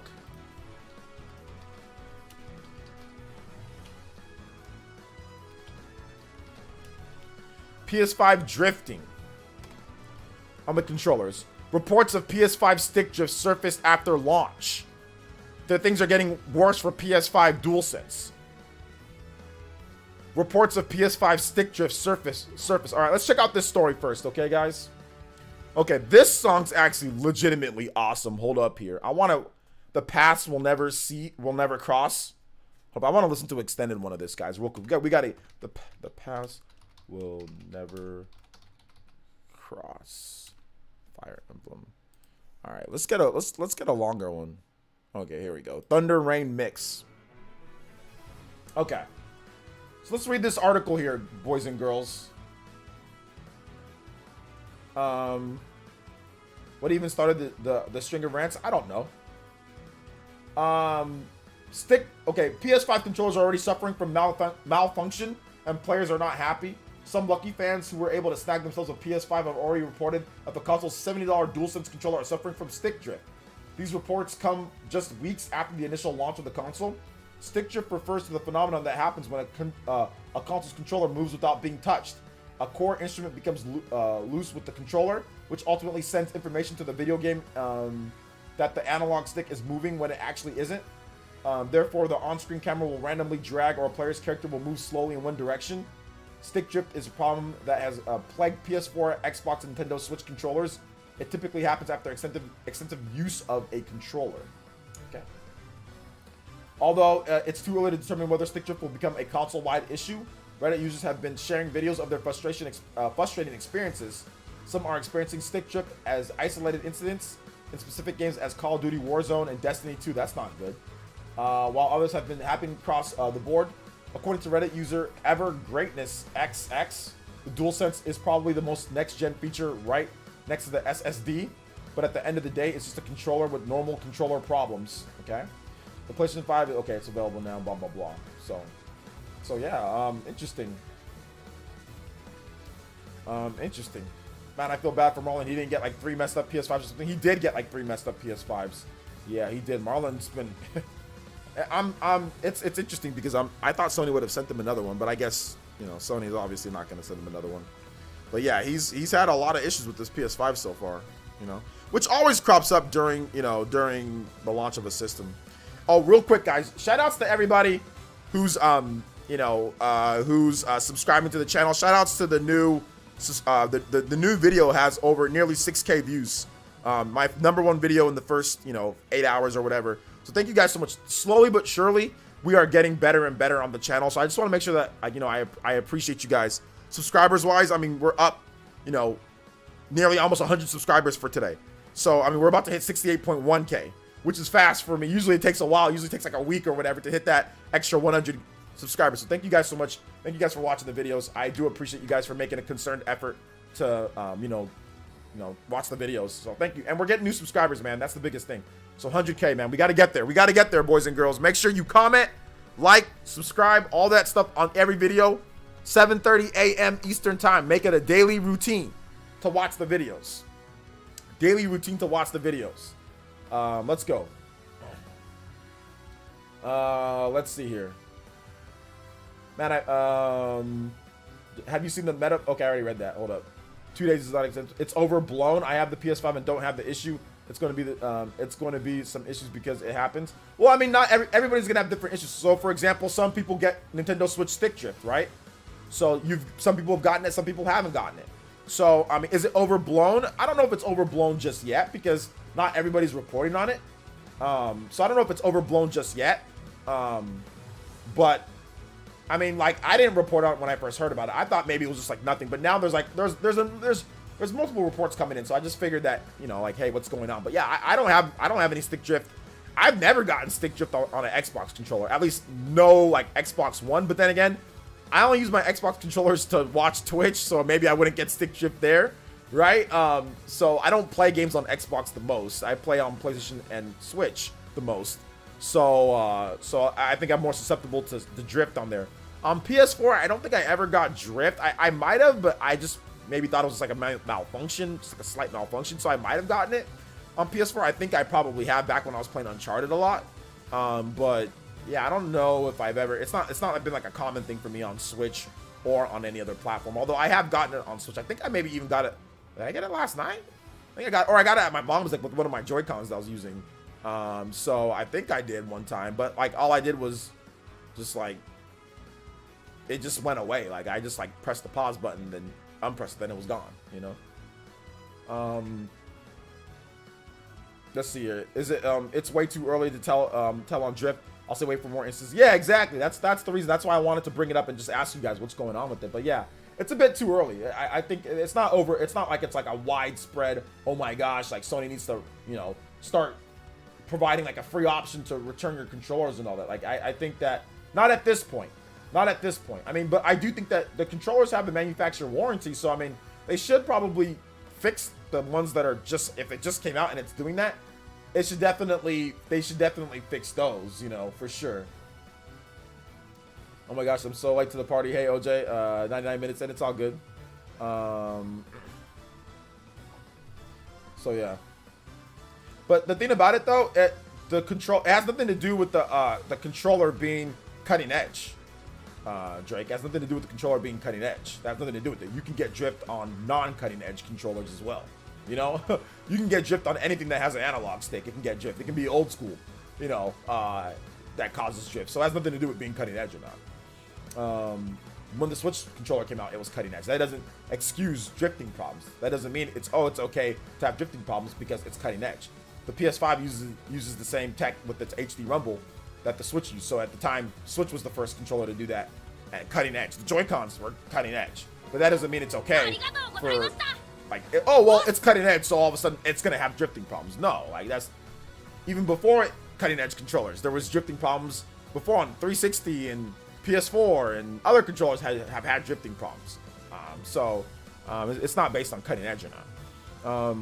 On top of that, a lot of the tech that's in there, it's with the control sticks. The control sticks are the same control sticks we've been using for a while. Not the actual controller base with like here, but the control sticks are the sticks. They're nothing cutting edge about sticks. You know, they're sticks. You know, so yeah, that's the thing.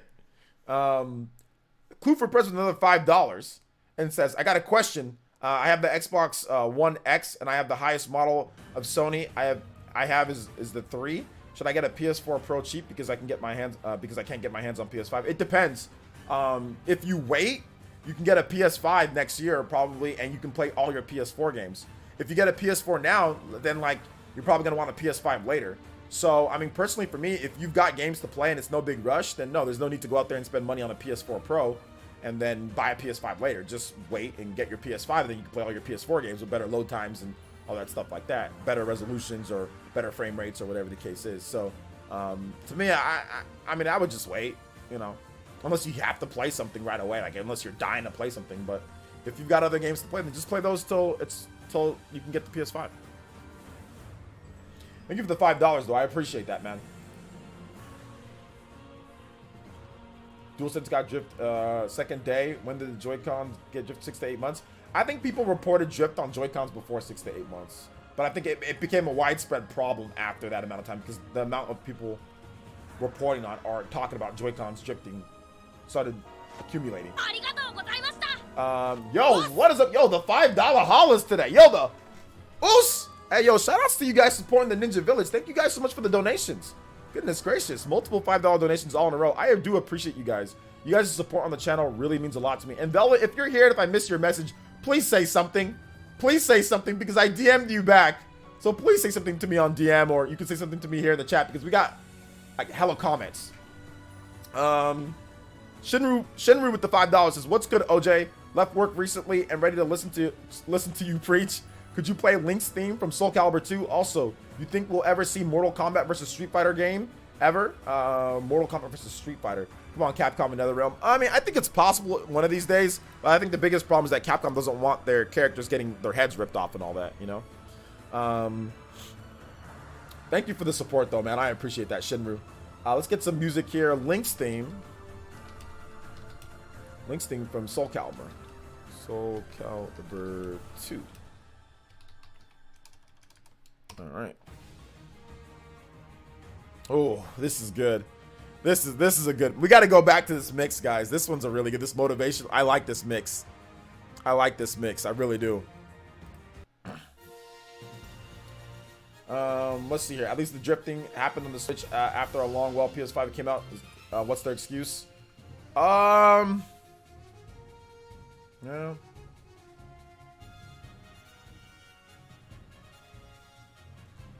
Speaking of controllers, I'm looking for a controller to Game Pass and Windows. Any recommendations? Yeah, just the standard Xbox One controller is fine.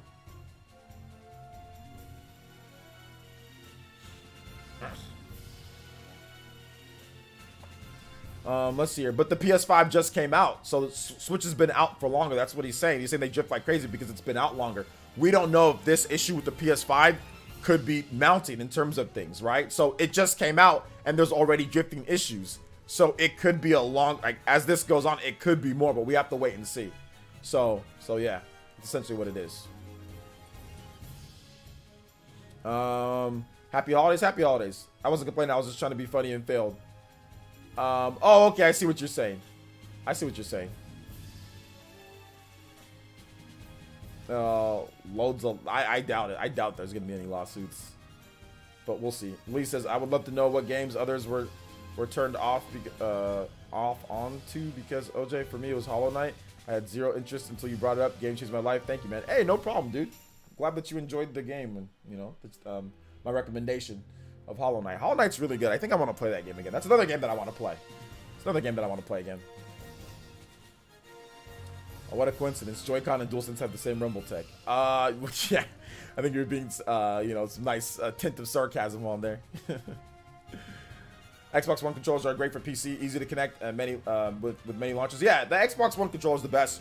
You can use it with PC, you can use it with Steam. It works with pretty much everything. So yeah, Xbox One controller. I've got one right here that I use just for my PC whenever it's. Is this just? Yeah, this is just for my PC. Whenever I just want to play games on there. Or where's my white controller at? I actually have two. Or is this one just for my PC? Oh no, this one's for my Xbox One X because I moved my Xbox One X to play Minecraft in my room or in my office here. Sorry, I was like, wait a minute, no. The white controller's for my PC. And then I got an extra controller here. This is a good controller too, SN30 Pro. This one's really good. I use this for Switch sometimes. But then I have my Pro controller here too. My Smash Pro controller that I use most of the time. A lot of controllers. A lot of controllers. A lot of good controllers out there. I would love to know. Okay, all right.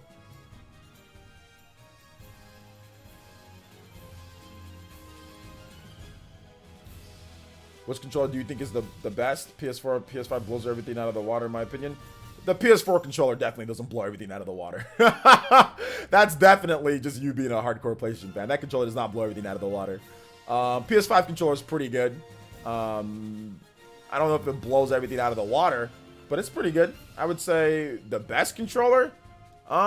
Personally, if you want me to be completely honest, what I feel like for me, the best controller, dude, the Wii U Pro controller to me was the best controller. 80 hours of battery life, extremely light. Tilted sticks, not together, tilted sticks, 80 hours of battery life, extremely light. To me, that was my favorite controller, was the Wii U Pro controller. I think that's the best controller. The PS5, I would say if the PS5 had a battery life of the Switch controller, the Switch Pro controller, at least at 40 hours, because the PS5 battery life is bad. That's the problem. The PS4 battery life is bad. PS4 controller is a little bit too small. PS5 controller is better. It's almost perfect, but the problem is the battery life is really bad. Battery life is really, really, really bad for the PS5 controller. So I would say the Wii U Pro controller is my favorite controller. I think that controller I think is the best controller. You know, it doesn't have all the features of the other controllers like the HD Rumble and all that stuff, but you know, it has 80 hours of battery life. Like it has legitimately 80. You never have to charge it. You know, so I'm a fan of that controller, and it charges fairly quickly too. And I never had any issues with. There was no drifting issues. I used my Wii U Pro controller for pretty much every single game. Like I used it for Super Mario 3D World. I used it for literally hundreds of hours. I used it for hundreds of hours of Xenoblade Chronicles X. I used it for hundreds of hours of just various different games, right? And I never had any drifting issues, never any stuck buttons or jammed or anything like that. It was a trooper. It was a trooper. There was never any reports of anything bad with the controller. So just overall, I would just say Wii U Pro controller would probably be like my favorite, you know, favorite controller of all time, you know, which I was upset that Nintendo didn't allow you to use, you know, the Wii U Pro controller on your Switch, you know, because it's a good controller. So yeah, the problem with the PS5 and the PS4 controllers are battery life. That's the problem with those controllers. If the controller, like I played Astro's Playroom for an hour and a half to 2 hours. And I also played Miles Morales for, I think I streamed it for about 2 hours that night. And then I played, what game was it? Oh, God, I forgot. On PS5. I played Immortals for an hour and my battery was dead. Like my battery was already pretty much dead. So I played for about 5 to 6 hours total so far on PS5 that I've played. And my battery's nearly dead on my controller, you know? So that's the main problem. Whereas Age of Calamity, I had a full charge on my Pro controller for Age of Calamity, a full charge, and my battery's not even halfway. It's about a little bit more than halfway down at this point. It's like almost. And I've put 20 something hours into Age of Calamity, and my battery still doesn't need a charge on my Pro controller, you know? So I think that's also an issue. Sad I can't use the PlayStation and Switch controllers I already have. For PC, you can. You can definitely use a PlayStation 4 controller or a Switch controller for PC. You can. Yeah, you can. The Switch buries PlayStation and Xbox when it comes to controller battery life. Surprised they didn't copy that from Nintendo. It would have made the controller too expensive. The PS5 has some stuff in there. The quality and the build of the controller, I think, is like the parts that they use is probably a little bit better in terms of what they pay for the parts of the controller itself. And on top of that, it does have some extra features that the Switch controller does not have, like with the triggers and stuff like that, right? Some of the stuff that's in there, the haptic feedback with the top of the controller, and like the rumble triggers and like the like stuff like that adds to the draining the battery life, right? Also, you have to look at it from like it's a microphone and it has the 3D audio built into there with the headphone jack and all that. So there is some extra stuff in there that will drain battery life. Plus the LED light on there as well also can drain battery life. The LED light does drain that. There is no LED light. Well, there is an LED light, but it's very, very, very small on the Switch Pro controller. It's very, very small. We're on the DualShock 4 and the DualSense. It's large. It's large on there. Plus like the trackpad features, things like that as well. Plus it has gyro. I mean, there's a number of things that can just absolutely drain the battery on there. But yeah, the batteries in Sony controllers are usually never that great. You know, that's like the only issue for the most part. At least with the DualSense. That's the only issue that I have is the battery life is trash. Outside of that, it's really good. If the battery life was as good as the Switch Pro controller, then yeah, it would destroy every other controller. With the exception with some people, because of most people, I would say a good amount of people like sticks tilted. So they like it to where it's, you know, one of them is up, then the other one's there, because it gives you a sense of balance when you're playing like a shooter, for example, right? Whereas if it's together, you can adjust to it, but some people don't like that. I know John has talked about that multiple times and other people on the channel. And yeah, I have to agree. I think shooters play like with the you know, the sticks offset, they play better than them together. Because if you have big hands, thumbs can potentially hit, you know, stuff like that. Whereas it's impossible, you know, for my thumbs to hit here unless I'm actively like trying for my thumbs to hit when I'm playing. On the PlayStation controller, when it's right next to each other, it's much easier for that to happen, depending on where you position your thumbs. So and that'd be the only thing, but it's like not a big deal. Xbox controllers use batteries, that alone ruins it. Actually, it gives you an option. The fact that the Xbox controller gives you the option to, you can buy a separate battery pack and you can have rechargeable batteries if you want them, or if you already have a bunch of batteries that last really long, it'll give you better battery life. So let's say you have rechargeable batteries that are sick, right? That last for 30 hours or whatever. Well, you have better battery life. So it is a controller that literally the battery life can be as good or as bad as you want it. Or if you want it to operate just like a regular controller or like a rechargeable battery pack, you can just go out there and buy one. I mean, you got to buy accessories for your systems all the time anyway. So it's just an extra accessory that you do have to buy, you know, but it's there. So it gives you the option. So arguably speaking, that might be the best option, is that, hey, wait a minute, you can buy a rechargeable battery and have it be there like standard, or you can pick, you know, if you already have batteries that are really good, like the Quantum, you know, Energizer, or if you have like the really good rechargeable batteries, that last a good amount of time, then you could just use those instead. So if anything, that might be the better option. I know people make fun of it, but, that's more expensive though. Yeah, but the controller is cheaper. Extra DualSense, like if you're gonna buy a DualSense controller is $70. The Xbox controllers are $39.99. So you can spend the money, and this controller is freaking what, 60, 70 bucks. So Xbox controllers are cheap. So you can buy the controller and the charge and play kit for cheaper than a new DualSense controller. On top of that, if you bought a Xbox Series S, for example, well, you're already saving money on the system itself, because the PlayStation 5 is how much? It's $399 and it's $499, right? So you already saved money right there. So an added expense isn't a problem for everybody. And on top of that, it gives you options of what you want to do. Personally, for me, if they said, yo, PlayStation controller, you can buy the extra thing and the battery lasts longer, I would be more than happy to not have crappy battery life and be able to use my own to have a better battery life than using the really bad battery life of the PlayStation 5 controller. So I don't know why there's extra expenses for lots of systems. You got to buy extra stuff all the time for stuff, you know? So I don't see it as a problem when the controller is cheaper itself, you know?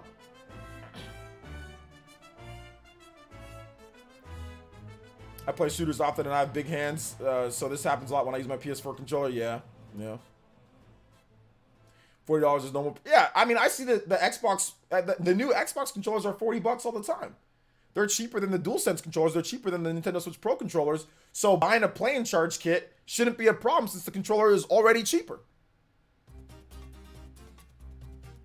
I don't mind using batteries. Batteries are a lot better. Yeah, I use batteries I don't buy the play and charge kits because I like to have batteries in my house anyway. So I'll go on Amazon and I'll buy a big old huge pack of batteries for, $20.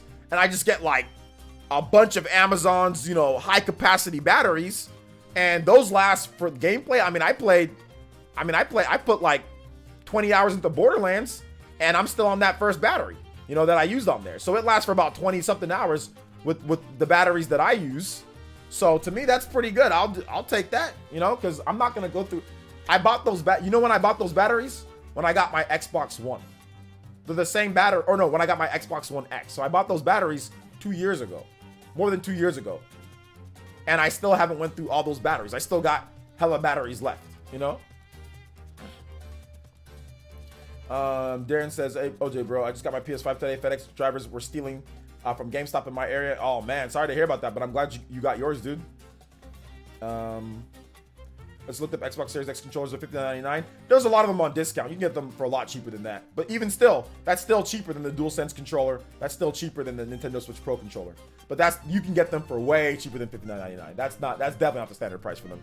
And on top of that, they're backwards compatible. So you can use the regular Xbox controllers. The new Xbox controller doesn't have there's nothing really new with it. So any controller that you already had, you can use these controllers for your Xbox One, or Xbox Series X. You can use them. All it has is a share button. That's like the only new thing on it, That's all it has is a share button. There's nothing really new about the controller. So like Xbox One controller,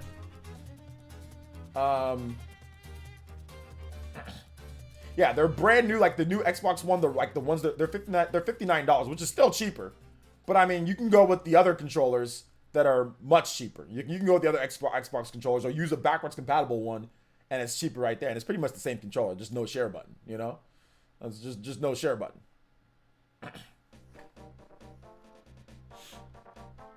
Black Friday, I saw them for $40 on Black Friday. Different D-pad. Yeah. Walmart sells stuff for $10 cheaper. But like I said, it's still cheaper. The controller is still cheaper than the PlayStation and Switch Pro controllers. They're still cheaper. Because the Switch Pro controller is $69.99. DualSense is $69.99.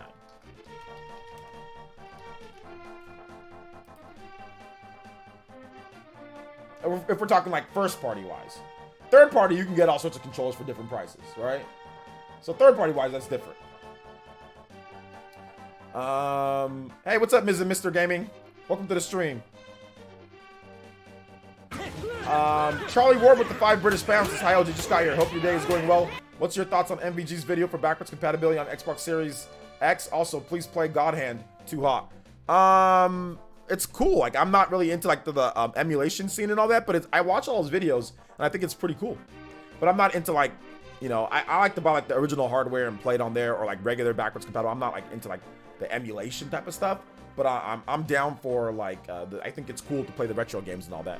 So yeah, that's my opinion. God Hand, thank you for the 5 though, man. I appreciate it. Charlie, how you doing today, dude? Thank you for the 5, dude. But all right, so that was PS5 drift issues. So there was PS5 drift issues, guys. Whatever. Doom Eternal finally getting a date. I talked about this in my video yesterday, or was it today? Doom Eternal finally has a date on the Switch, December 8th. But there's some more information though. So Doom Eternal Switch early purchases come with Doom 64 Rip and Tear Pack. So if you do pre-order the game on the eShop, then you will get the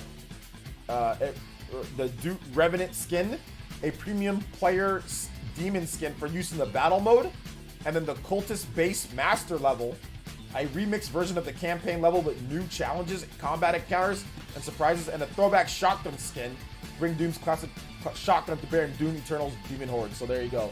That's the Rip and Doom 64, and then the Doom Eternal Rip and Tear Pack. So if you pre-order the game, you get the Rip and Tear Pack, which is all that, and you get Doom 64, a digital copy of Doom 64 on your Switch. So not bad. This is only for Europe, but it should be for North America as well. So December 8th, and these these bonuses will be offered until December 22nd. December 22nd. Port God Hand to the Switch one of these days. One of these days, dude. One of these days. So that's that. All right, guys. So if you want to tag me for questions, you can tag me at PlayerEssence, hashtag PlayerEssence, just PlayerEssence by itself. I'll be more than happy to answer all of you guys' lovely questions. Okay, guys? Answer all the lovely questions for you guys. All the lovely questions for you guys. So, yeah, tag me.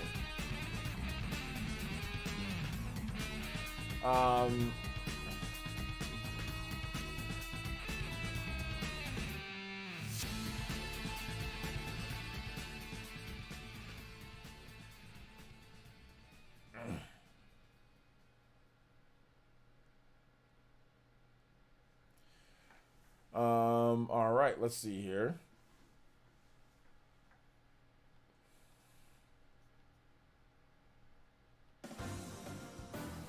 Nappies, did you hear about some game called Joy-Con Drift? Or racing your Joy-Con car, it's supposed to drift. I don't know if it's a joke or it's pretty funny. It's probably some like indie game or something like that. Somebody just like homebrew game.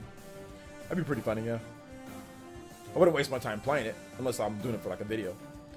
Is the NSPC also getting drifted? Nintendo Switch Pro controller getting drifted? Yeah, any controller can get drift, yeah. It's just not, I guess Joy-Cons are more prevalent because Joy-Cons come with the system. So a lot of people don't have a Pro controller, believe it or not.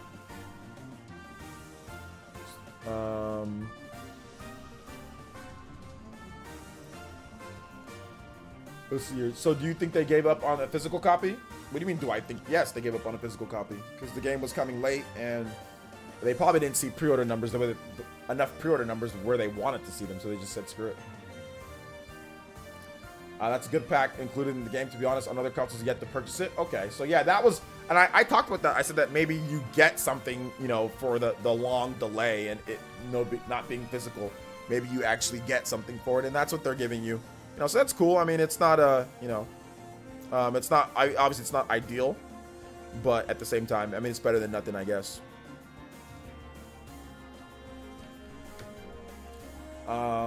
Let's see here. Did you get a lot of Black Friday deals? I bought over 150 British pounds worth on the eShop. No, I definitely didn't do that. I basically bought this game and I bought Dragon Ball Kakarot. I bought this game, 13 Sentinels, Aegis Rim. I don't know when I'm gonna play it, but I bought it. It was $30 and you get a digital book. It's kind of like a bigger, you get a nice box and a digital book, so I'm pretty happy about that. And I bought Dragon Ball Kakarot for $10. I also bought some Sony earbuds, some new earbuds, so I don't have to use my daughter's pink earphones when she comes over. She's like, "Dad, where's my earphones or my earbuds?" And I'm like, "Oh, here you go." So I have to use hers. So I bought some more, so I don't have to use hers anymore, so I can leave hers alone. And I bought some shoe cleaner for my Jordans because I was freaking at the store yesterday, and I was using my cart, and like the aisles are so thin when you go to the checkout. And I freaking ran my cart over my freaking Jordans, man. And I put a scuff mark on my Jordans, and I was so upset. I was like, bro, like, why am I gonna sit here and accidentally bump my shoes with this cart? So I bought some shoe cleaner on sale too, the really good shoe cleaner. So those were my Black Friday. Actually, no, that was Cyber Monday. Those were my Cyber Monday purchases. Cyber Monday for the headphones or for the earbuds and for the shoe cleaner.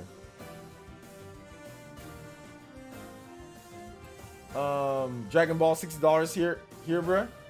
Just buy it on the US, the US, the what's it called? You mean physical or digital? Digital, it's not. Is it possible for Steam to leak a release window? Because I was browsing earlier and the Legend of Heroes Crossbow games were listed for summer 2021. It's possible, but it might just be like a placeholder. If you can get an anime that hasn't been repped in fighting game, the high quality Dragon Ball FighterZ, what anime would you choose? Hunter x Hunter. Madness Arcade says, have you seen the Metapod sleep? I already answered that question. I said, yeah, I've already seen it. Or I said, no, I haven't seen it, but it looks cool. People trying the red Joker drift like Red Ring of Death. Sometimes, yeah. Do you think that 8-bit/16-bit games never lose their flavor? Mostly nostalgia kicks of it? For some people, yeah. Yeah. 8-bit games haven't aged well at all. 16-bit games have aged better than 8-bit games. But then again, at the same time, like sometimes N64 and PS1 games have aged worse than 16-bit and 8-bit games. So I would say personally, for me, I would say that 8-bit and 16-bit are definitely better to play now in today's day than N64 and PS1 games. I'd say that. So I think that there's some truth to people's still saying like, hey, these games still play better because PS1 and N64 games do not play that great in today's day, with the exception of a few games like Smash. There's like a few like Smash Brothers. That's 60 frames. Like there's very few 60 frames per second games, on those two systems, or even like stable 30. A lot of games are like 20 frames per second or something like that,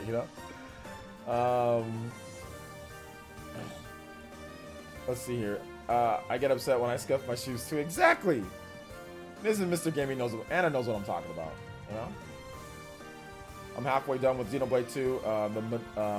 The Monfrado Max memes are ending soon when I beat the game. There you go. It's just maybe a minor irritation, but manageable, at least in my experience. I think people exaggerate the drift to a great degree. I don't know if it's exaggerated. But I think you just see a lot of people talking about it because they're making jokes or whatever. I agree. The problem is early 3D versus sprites. Yeah, exactly. But even like frame rate at times too. It's like games move better and like play better on 8-bit and 16. More 16-bit than 8-bit. When you stream retro games, you use emulation or the original hardware. I don't stream retro games, and whenever I do, it's a form of emulation because it's on like the virtual console, right? Or like Wii U, or it's like Nintendo Switch Online. I don't ever actually like emulate them myself, or I use the original hardware. Like Fire Emblem, I use like a GameCube, right? So yeah, I just either use the original hardware or I use like the emulation that the companies provide, like Virtual Console or whatever. The number of 60 frames per second games on the and on the Nintendo Switch are few and far between too, though. No, they're not. No, they're not. There's actually a very large number of 60 frames per second. Much more than N64. Much more than PS1. Much more than Super Nintendo. Much more than that. That's false. I can literally name three off the top of my head: ARMS, Super Mario Odyssey, Super Smash Bros. Ultimate. And like those are like major games. Splatoon 2 is also 60 frames per second game. There's actually quite a number. There's Hollow Knight. There's a bunch of indie games that are 60 frames per second. There's a bunch of games that are 60. There's a lot compared to the old school games that we're talking about. So nah, bruh. I've been around for a long time, man. Trust me on this one, all right? Don't test me on 60 frames per second on those type of games. Nah, that's not true. Today's modern age has way more 60 frames per second games than back then. So when you say few and far in between, actually no, there's actually a ton. There's actually a ton of 60 frames per second games. The problem, though, is whatever you're interested in, or the major games, there's not 60 frames in what you want. But in terms of the overall scope of games, there's a ton of games that are 60 frames per second on Switch, on PlayStation, on Xbox, on lots of systems. So that's not true. Yeah, Bayonetta 2, Bayonetta 1 and Bayonetta 2 are both 60 frames per second. No More Heroes 1 and No More Heroes 2 are 60 frames per second. I mean, there are a large number of games that are 60 on the Switch. There are a large number of games that are 60. Compared to what we were just talking about. So it's not few and far in between. There's a lot. And like I said, we're just talking about major games. If you count indie games, damn near every single indie game on the Switch runs at 60. Like literally every single indie game is 60 frames per second or hits 60 frames per second, you know? No, now you're moving the goalposts, but stuttering. No games run perfect 100% of the time. Very few games run at 60. Now you're moving the goalposts. You said 60 frames per second game, which nobody has a frame rate counter at the top digital foundry and all that stuff like that, you know? If it's 60, it's 60. If it hits 60, sometimes it hits 60, but lots of games have a dip every now and then. But no, there's a lot of 60 frames per second games. Stop it. Stop. I'm not going to argue back and forth with you moving the goalposts. You're moving the goalposts, but stutter, no. There's a lot of 60 frames per second games. We're not digital foundry. We don't have frame rate counters at the top and saying, oh, it's not, oh, it's 50, it's 40, it's 60. Stop it. Just say, all right, man, I did it. You got me on. Just move on. Just move on. I'm not arguing back and forth. Let's see here. Looking forward to the RGT Feet Simulator. Yeah. Like I said, I'm not arguing back and forth. You're, like I said, not arguing back and forth. Moving on. You said few and far in between, but there's a lot. First of all, you were general, you were vague. Okay? I'm telling you that there's a lot of games that are 60 frames per second. It's not few and far in between. I literally just named a bunch. You know what I'm saying? So it's not few and far in between. Every year, there's a bunch of 60 frames per second games. Like, every year, there's 60 frames per second games. It's not few and far in between. You can go find 60 frames per second games, 60 frames per second games every single year on every single platform. So you saying that it's few and far in between is factually false. It's not an opinion. It's false. You don't understand that. Every year that the Switch is released, there are multiple 60 frames per second games. Multiple. Every single year. Since the Switch launched. From the very beginning, from when the system launched to all the way to this point, there's been a litany of games that are 60 frames per second. So it's factually wrong to say they're few and far in between. You don't play every single game. You don't have every single game. So you saying it's few and far in between is factually incorrect. Especially compared to the N64 and the PS1, which is why you even brought it up in the first place. So especially if you compare it to old school games, those were few and far in between.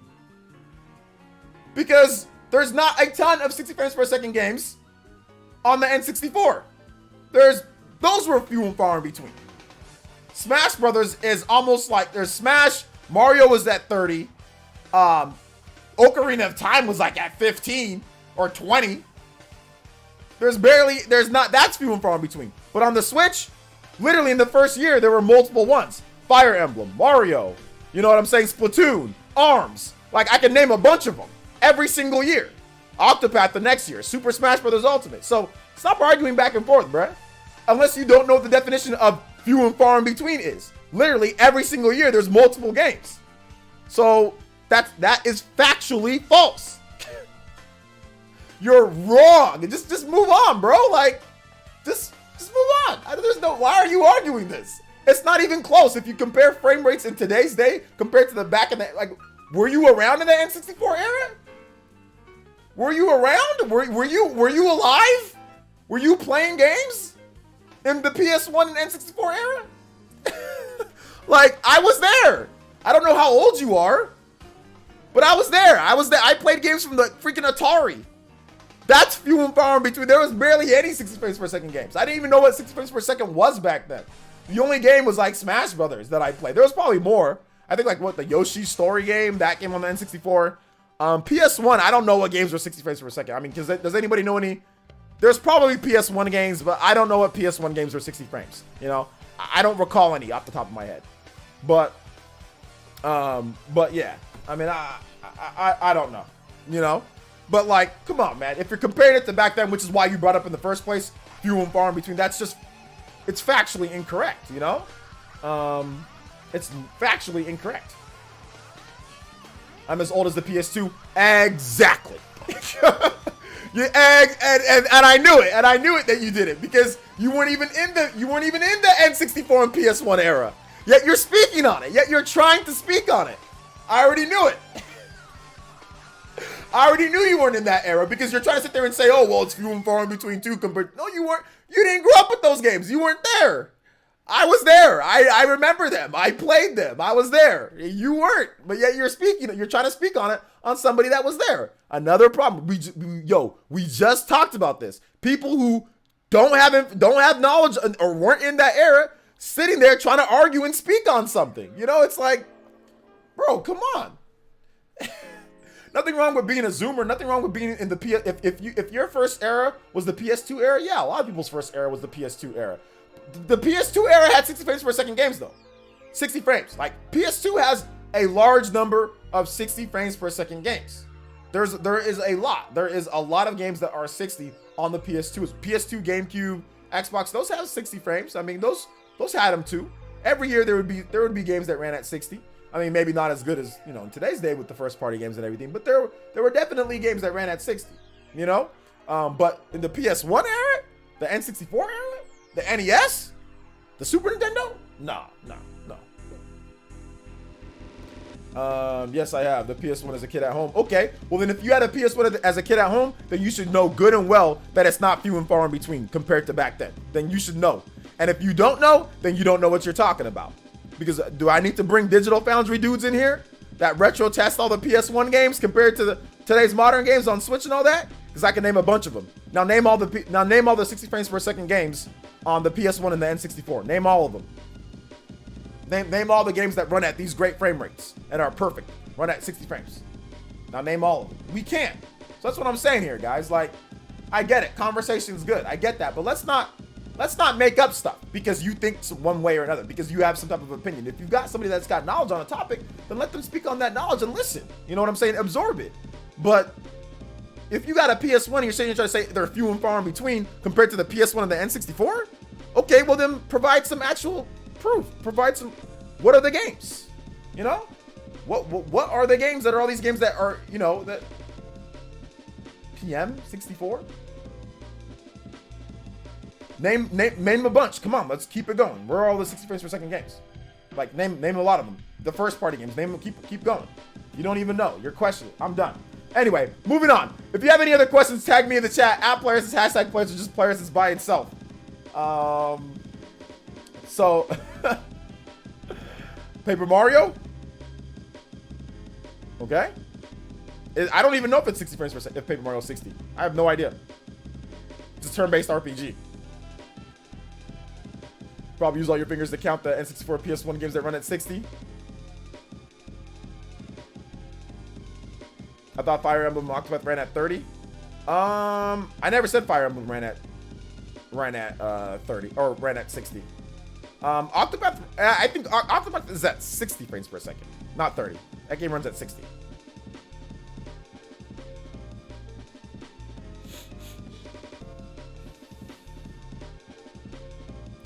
N64 was closer to Windows Movie Maker than console from F-Zero X, yeah, F-Zero X, that's one of them. F-Zero X, Super Smash Brothers. Those are two. No, N64 is a legendary console. N64 is legendary, but let's not sit here and act like, because like the dude said, few and far in between. Let's not sit here and act like we don't got way more 60 frames per second games now than we did back in the day. Back in the day, it was few and far in between. N64 was few and far in between. Switch, there's way more. Mario Kart, I think Mario Kart's 30 on 64.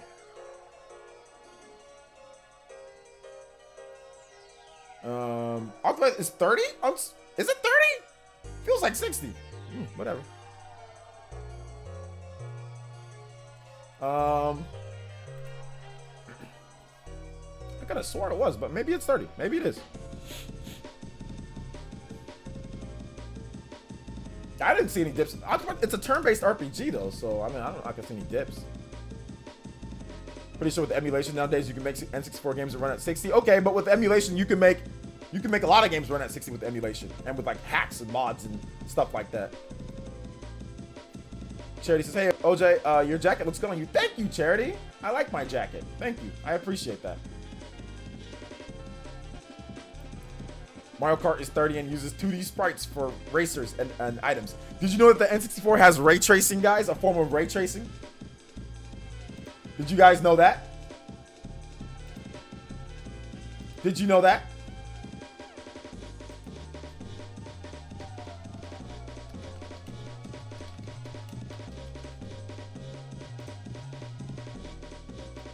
Did you know that?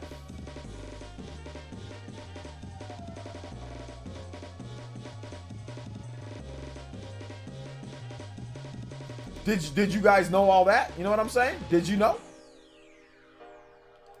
N64. Greatest system of all time, according to Hunter, right? Greatest system of all time.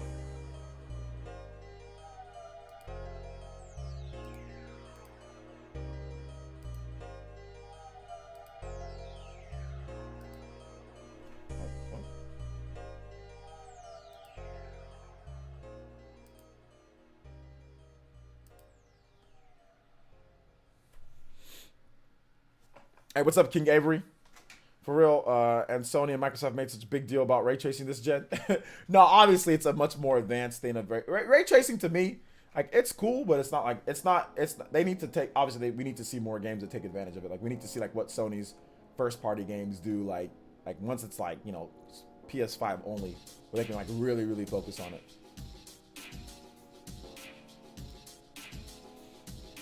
This is, well, Karma. What karma? It's what I said was still right. There's still way more 60 frames per second games in today's day than back then. It's not few and far in between. There's still a lot more. There's still a lot more. It's not even no karma at all. Let's see here. For real. You got a Game Awards announcement predictions? Gonna make a video about it? I already did. Wave God, check out the channel, bro. Make sure you guys subscribe, hit notifications. I already made a predictions video.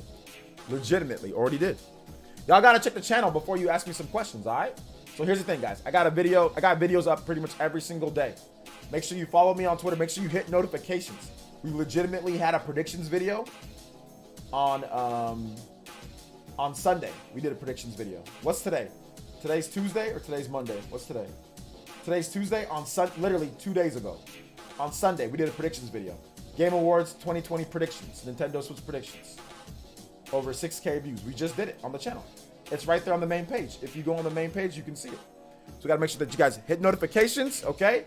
Hit notifications. Make sure you check the channel. Check every single day. We got new vids every day. You know, every day. I don't think there's more than 4 or 5 60 frames per second games on the N64. There you go. That's few and far in between there. That's few and far in between.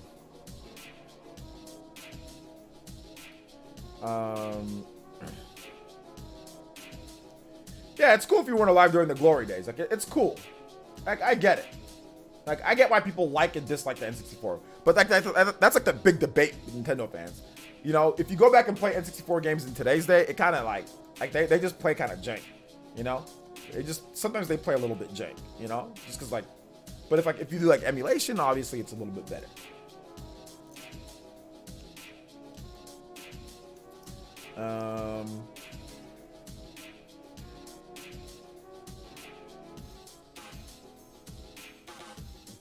Ocarina of Time still plays fine. Yeah, it plays alright. I like the what's it called version more though. The 3DS version. I think that one plays better.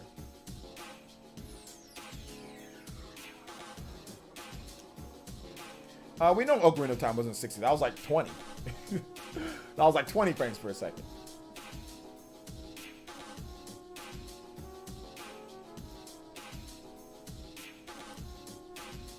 Like 20 frames.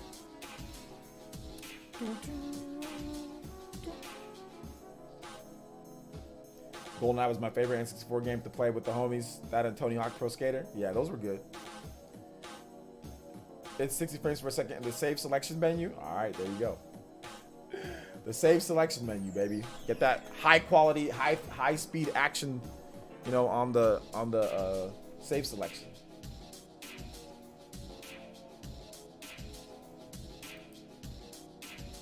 You know?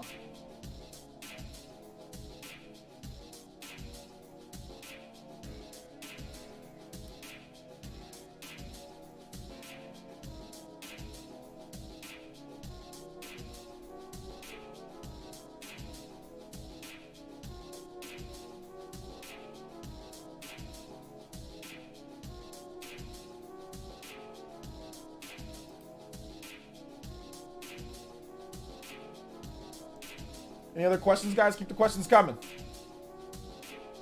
Keep the questions coming.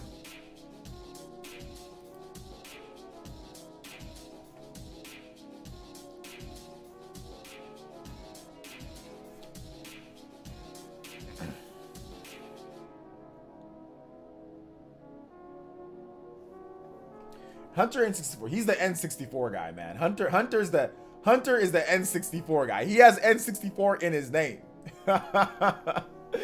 This man got N64 in his name. He knows everything on the N. This man's an N64 guy. You know, no N64 slander here. Oh man, forget what the other thing was called that you needed to play Majora's Mask and Perfect Dark expansion pack. Man, that was bad playing Perfect Dark without it. Remember correctly? Yeah, you need the expansion pack for it. The expansion pack, which was if you bought Donkey Kong Country 64, it came with the expansion pack. Because let me tell you guys a story with Donkey Kong Country. With Donkey Kong Country, there was a game-breaking bug that they could not figure out. But when they put the expansion pack in, it fixed the bug. So Nintendo required the expansion pack to come with Donkey Kong Country on the N64. You know, the memory leak. Yeah, so they had to do it. At first, they couldn't figure it out, but when they put the N64, the expansion pack in there, it fixed it. So like, oh snap! Now we got to include an expansion pack with every single N60 or every single Donkey Kong Country 64 copy sold. So it came like with a big old box, and it's like N64 expansion pack included. And yo, the expansion pack, it was so funny because back then, the expansion pack, that was something new, right? It wasn't something new. It reminded me of like a mini version of, like for example, it wasn't like exactly like this, but like, y'all remember, a lot of you guys are young, you don't remember, but a lot of you guys, like, the Sega CD, Sega 32X. Y'all remember the 32X. So the 32X was a Genesis console. It was an add-on. The 32X was an add-on to the Genesis console. So you have the Genesis-based console, and instead of buying a brand new system, you keep your old system, and then you plug this thing into the top of your Genesis, and then you plug those games into the 32X. And I guess some of them maybe made them run a little bit better or whatever, or extra features or whatever the case was, right? So 32X was, and then they did like another add-on, which was the side add-on, the Sega CD. So these weren't individual systems by themselves. These were add-ons that enhanced your system that you already had. So the N64 was like a really, obviously not the same, but light version of that. So it was very interesting. Like when the expansion pack came out, I was like, oh, so this is like Nintendo's. This is back then in the day. You know, this is like Nintendo's kind of way of like, oh, we can get a little bit more out of these games or whatever. And like, it didn't, like the expansion pack literally did nothing. Like, I don't recall, like we didn't have Digital Foundry back then. So like, I couldn't see what was the, like they said that it made the graphics better. Like I didn't see anything. Apparently like an NFL quarterback club, the graphics were, the grass was a little bit better in NFL quarterback club. But I'm like, I don't see it, but I still thought it was better like to use it. I was like, okay, yeah, we have expansion pack. You know, games play better. In my mind, it was like a placebo effect. I was like, okay, yeah, since I have the expansion pack, it does run better. So in my mind, I thought that everything was better because of the expansion pack. I don't know if that was actually the case though, you know? Only time you could plug expansion into a game cartridge was when I know it was DJM 32X, 32X and the S and K. Okay. The expansion pack makes a big difference with some games like Excite 60. Yeah, Excite Bike 64. Yeah, Excite Bike. There were a number of games where it was like a big difference. I know, obviously Donkey Kong, you need it. Excite Bike, you know, there were some other games too. There were some other games.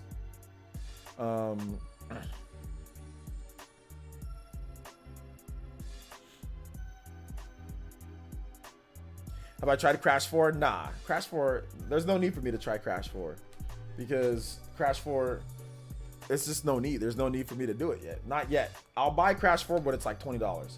To me, Crash Bandicoot is a $20 game. It's not a $60 game. It's a $20 game for me. For other people, it's more expensive. Like you can buy it, whatever. But for me, it's a $20 game. Like I don't need to be spending $60 or even 30 or $40 on Crash.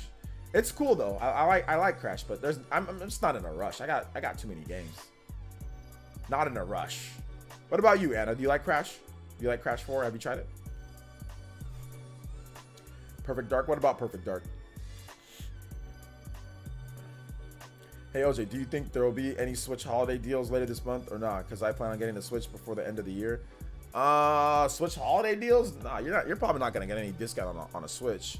You know, the best deal was probably like the Black Friday deal, and you're probably not gonna be able to find that anymore. You know, so the best deal was that where you get the Switch, you get Mario Kart 8 Deluxe, and you get 3 months of Nintendo Switch Online. So that was probably the best deal.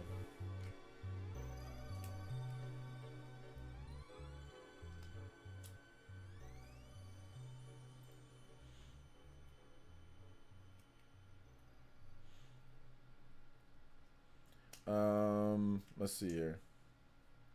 Just finished the Outer Worlds. What's the closest game to the Switch to get? What's the closest game to the Switch to get the Outer Worlds? That'd be like a Fallout style game. There's not really any other Fallout style games on the Switch that I know of, because I would say Fallout would be like the closest thing. So I would say play Fallout on like your Xbox One.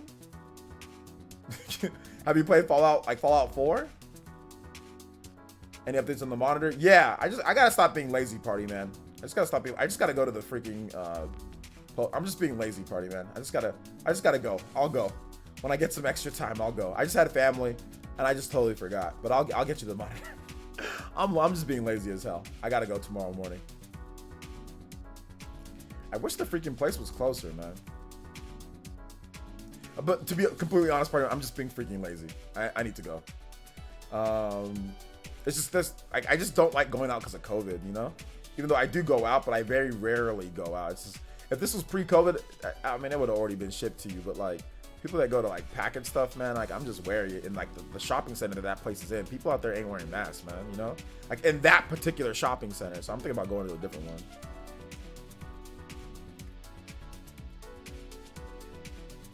Yeah, I got Fallout 4 and played it for like 20 minutes. I'll play the next, I guess. You play Fallout 4 for like 20 minutes? Oh. Yeah, because like the Outer Worlds, it's basically Fallout. Yo, what's up, Mac Mega? Welcome to the stream. You forgot the Outer Worlds? No, he said that he just played the Outer Worlds. So he wants to play something different. Something that's close to it, to the Outer Worlds. So I said Fallout.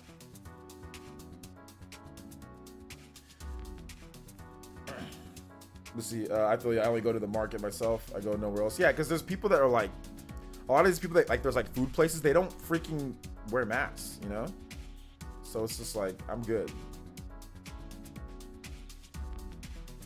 Dark says, I was afraid because I couldn't get a Switch Mario Kart bundle all last week due to either scalpers or its popularity, and I checked the GameStop website all last week. Yeah, it's been crazy.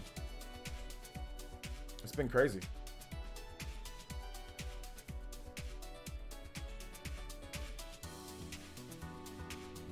It's been absolutely nuts, man.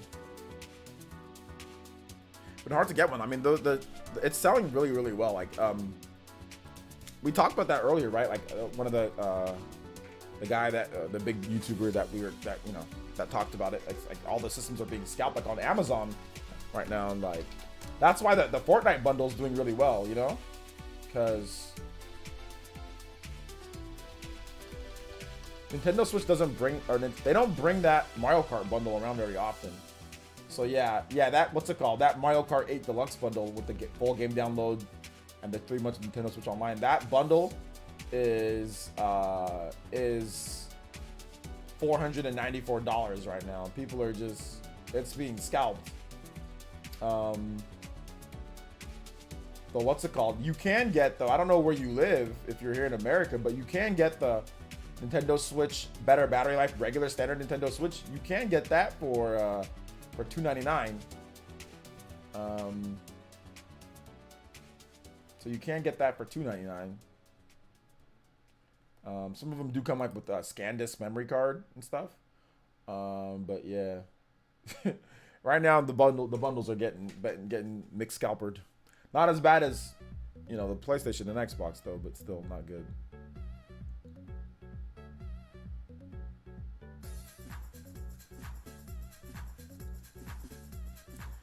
All right, I'm gonna bounce and chill for a bit before I have to go back to work tomorrow morning, 9 a.m. Catch you later. All right, take it easy, Tommy. Thanks for coming out to the stream, bro. I choose Black Eagles first, but now I'm on Blue Lions.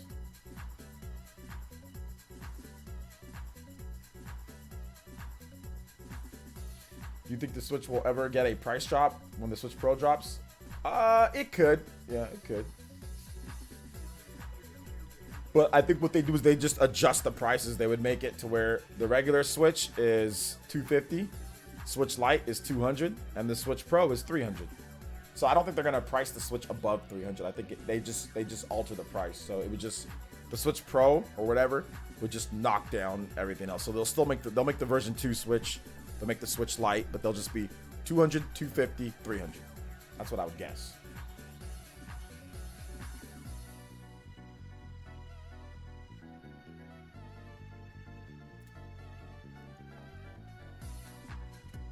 No, Nintendo wouldn't charge $350 to $400 for a Switch Pro, because the Switch Pro isn't because what you're thinking is that the Switch Pro is going to be some type of really strong system that's so much more powerful, and it's not going to be that. So they're not going to charge $350 to $400 for it, unless they really change course, or unless it's like a next gen system, which it's not. But that would be like for like a next generation Switch. But even then, I don't think Nintendo would even want to get that up to that price for the next generation, because they launched the Wii U at $350 and it was a disaster for them. So I don't think they ever want to get back up to that price. I think they want to keep it $300 and down so if there was a Switch Pro, it's going to be like the new Nintendo 3DS. It's just going to kind of come in and replace a slot.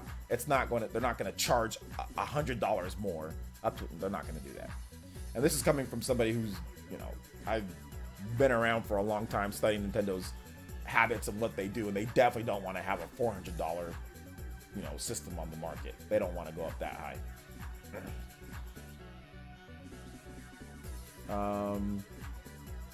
If they charge $300 for the Switch Pro, then the base model would go out of production. That could be it. It could just, and that would be just like the regular Nintendo 3DS, right?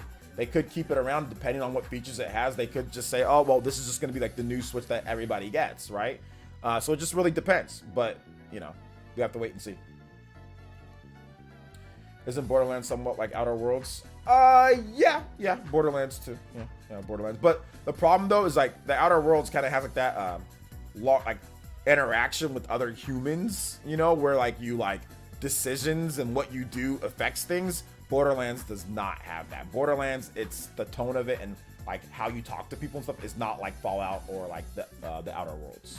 So that's the difference. Like the different conversations, being able to speak to people, have certain put points into like your speech and being able to negotiate, like the Mass Effect, style type of thing. So I'd say Mass Effect is almost like it too. So Mass Effect, the Outer Worlds, Fallout 4 or Fallout franchise, all those have like those optional things like with Paragon, Renegade, acting certain ways.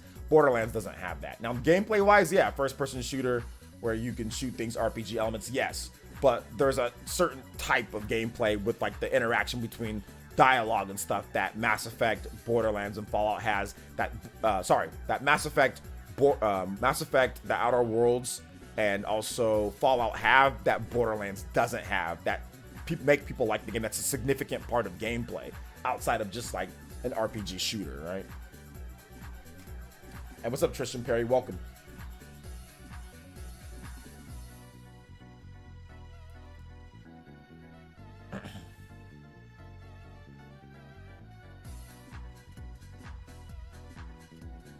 You guys are still arguing about Donkey Kong 64. Why y'all arguing about Donkey Kong 64? This is silly.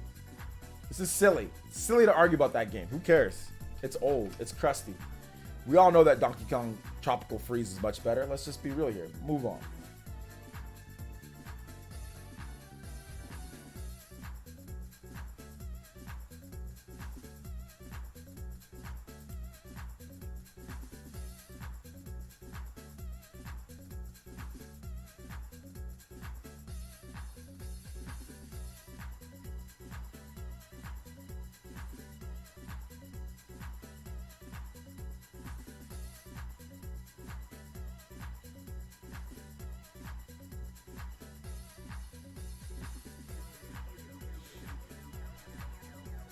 Pikmin with superheroes? Sure.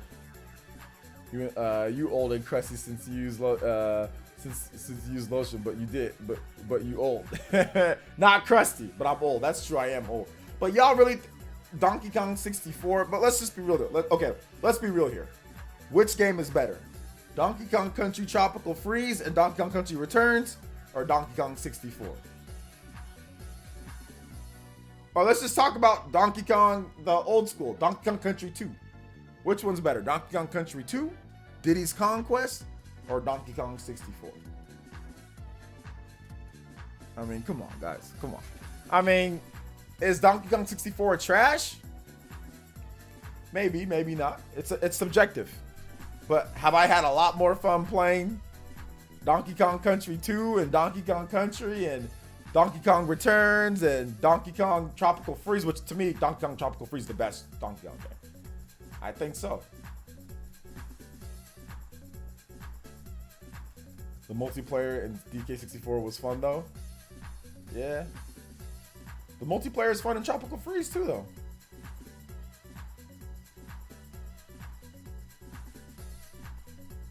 Rare messed up DK64. DK needs another shot at 3D. Does it? Does it really? Do you think it does? I don't know. You know what would be dope? You know what I think would be dope? If they did it like, they did it a hybrid of like 2D and 3D. I think a hybrid would be good. I think a all-out just 3D game is maybe not as good. I think a hybrid would be dope. Some levels that are like, you can move around, and other levels that are like, most levels, like 70% of levels 2D, and like 30% of levels like some open area, like where they're specifically designed to be open area levels, like where you're doing stuff. I think that'd be kind of cool, like a hybrid. Kind of like Mario Galaxy 2. It's mostly 3D levels, but there's definitely 2D levels in there too. It's like 90-10 or like 80-20. No, it's not even like 80-20. It's just like certain areas, you know, there's 2D parts, like where it's like 2D platform. I think they should reverse it, make it mostly 2D game, and then do some really particular instances where it's 3D. I think that would be dope. So then if you don't like the 3D, it's like, okay, well, I didn't like the 3D anyway. It's whatever. But if you, I mean, most people like the 2D's fine, you know? I feel that would be dope. Yeah, exactly. Because that way you can make the 3D levels as good as possible. When you try to make a whole game 3D, it's like, oh snap, I got to do everything in 3D. I got to do everything in 3D. But if you particularly code and base your level design and everything on like just these select few things that are going to be 3D, it's going to be really good. You know, it's going to be really, really good because there won't be that many of them, right? So 2D and 3D.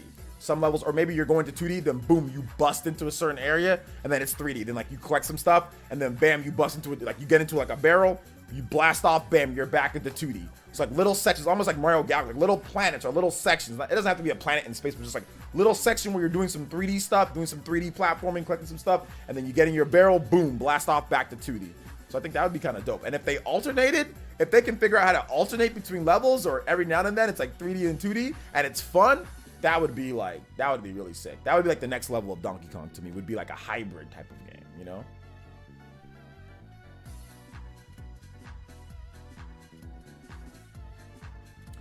N64 best 3D console of all time, followed by Virtual Boy. Come at me, bro. Destiny, oh my gosh. Shout outs to my girl Destiny. What's good?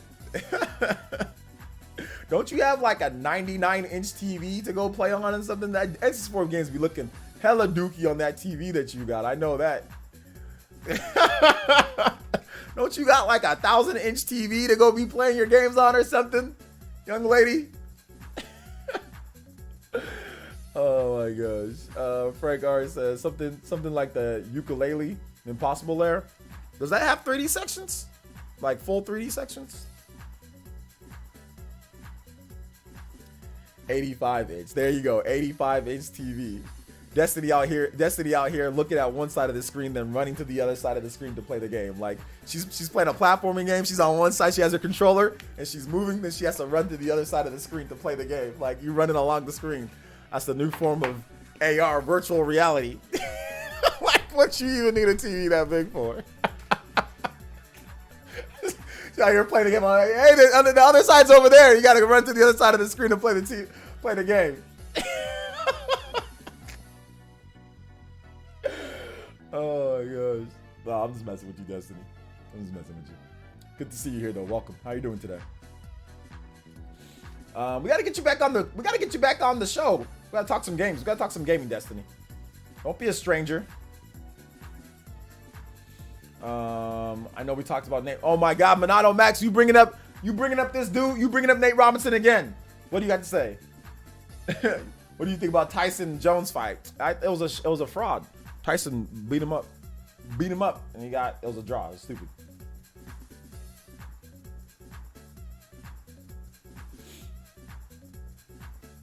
So you want it to be like Sonic Colors?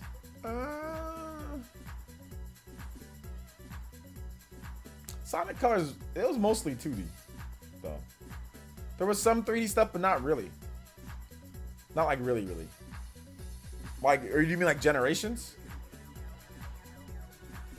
Nap Robinson?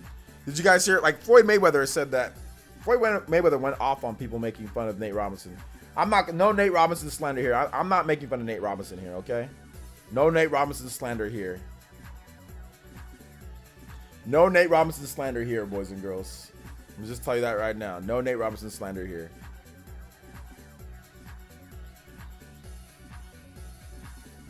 None. None whatsoever. All right, take it easy, man. Just take it easy, Hunter. That new Baku game is hot dookie juice. Hot booty juice. Yeah, it's garbage. Did you see me play it on... I played it on, what's it called? On stream the other day. How long are we streaming tonight, OJ? I'm probably gonna wrap it up in the next 15 minutes. I gotta go work out, and then I gotta get my video done for tomorrow morning, and then I might stream again later tonight. I'm feeling all right. I'm feeling pretty good today. So let me just get my video done for tomorrow morning. I kind of want to finish. To be honest, man, I'm getting tired of people coming in here and potentially spoiling Age of Calamity. So I kind of want to finish Age of Calamity and get a non-spoiler updated impressions video of Age of Calamity out, where I talk about maybe some of the characters that you don't unlock, like, that are maybe different, but no story spoil. Just talk about gameplay, because I've been capturing a ton of Age of Calamity gameplay, and I really want to talk about Rivali. I really want to talk about some, like, the base characters and maybe like one or two more characters, you know? So I kind of want to just talk about some of the advanced combat and stuff that I like about the game and what they did. And I want to make a video about like 5 things that like Age of Calamity does that like could be in the next Breath of the Wild game. Like I want to make some Age of Calamity content, but I need to finish the game. So I kind of want to finish that game so I can get that content, get the ball rolling on that content for you guys, you know? What's up, Mensa?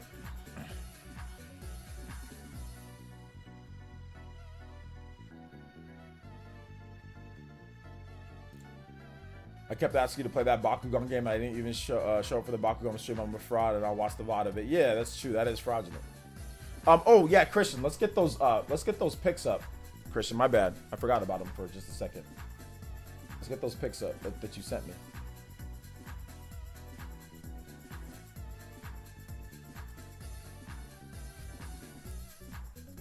All right, let's take a look. All right, so looks like you're making that bird dude that be singing them songs all the time. All right, so we got that. This is all Unreal Engine 4 modeling that Christian does. So we got that. We got the, oh snap, yo, we got the Divine Beast. I think the only, in Age of Calamity, the only Divine Beast mission that I like, that I actually legitimately enjoy, is Rivali's. Rivali's is the only Divine Beast missions, because, like, they don't run like Dookie. And it's like you're flying, you know, and, like, you can change perspectives. So I think that's the only Divine Beast, like, that I actually enjoy a lot. Outside, it's just, like, whatever, you know? But, yeah, this is Rivali's Divine Beast. Like, this is, like, I like Rivali's Divine Beast missions. Those are actually really good. I do like those. I will say that. All the other ones, not so much. But Rivali's Divine Beast missions are actually good. Yes. They're actually really, really good. It works. It works. Because the frame rate works in those ones. And you're just flying. You can change perspective. Boom, we shooting the lasers. It's just the air. It's like a really slow Star Fox. So those ones work. Rivali growing on you? I do like Rivali. Yeah, now that I can get to know more of his personality and why he's a douchebag. Well, I mean, it's not even why he's a douchebag. He's just a douchebag. But, like, yeah, I like Rivali. He's still not Urbosa. But I like all the champions. I really like I like Daruk. I think they're all very likable in their own way. You know, they're all different. They're all very likable. They're all very, like, you know, you have, like, the shy but, you know, amazing talent Mifa. You know, caring. You have Daruk, the big brute. That's a big jolly brute. You know that can make friends with anybody. Super strong. You know, you have Urbosa, the wise. You know, wise but not super old, but wise beyond her years. But you know, very confident and you know compassionate, but can also be ruthless. And then you also have Rivali, who's constantly you know, knowing that he has to protect his tribe and knowing that he's the best of the best. And you know, and he's willing to prove that, to defend, you know, Dorito, defend, you know, his homeland. So yeah, I like it. I like all the champions. They brought a new level of awesomeness to the story of Breath of the Wild that I didn't expect. I didn't expect it, you know. So it's good. Yeah, I've tried Amiibo in Age of Calamity. Yeah, I've tried Amiibo. There's 3 tiers like Nintendo explained. There's if you use a Breath of the Wild Amiibo, any Breath of the Wild Amiibo, you'll get the highest tier item. If you use a Legend of Zelda Amiibo, you'll get a 2nd tier item. If you use any type of Amiibo, you'll get a, you know, first 1 tier item, or like a third rate item, 2nd tier item, then 1st rate item. So yeah. Oh, shout outs to Jay Archer. Thank you for the subscription, man. I appreciate that. Rivali needs to close his mouth. Nah, man. Like Rivali, like that's what makes stories interesting. You know. What makes stories interesting when you have you have a cocky person, you have somebody that talks too much, you've got somebody that's like the strong silent type, you've got somebody that's all get along, you've got somebody that's like the caring, compassionate, doesn't talk as much, you know, the secret crush or whatever the case is, right? Like that's why I like that the champions are all different, you know, so I like that, you know, I like it.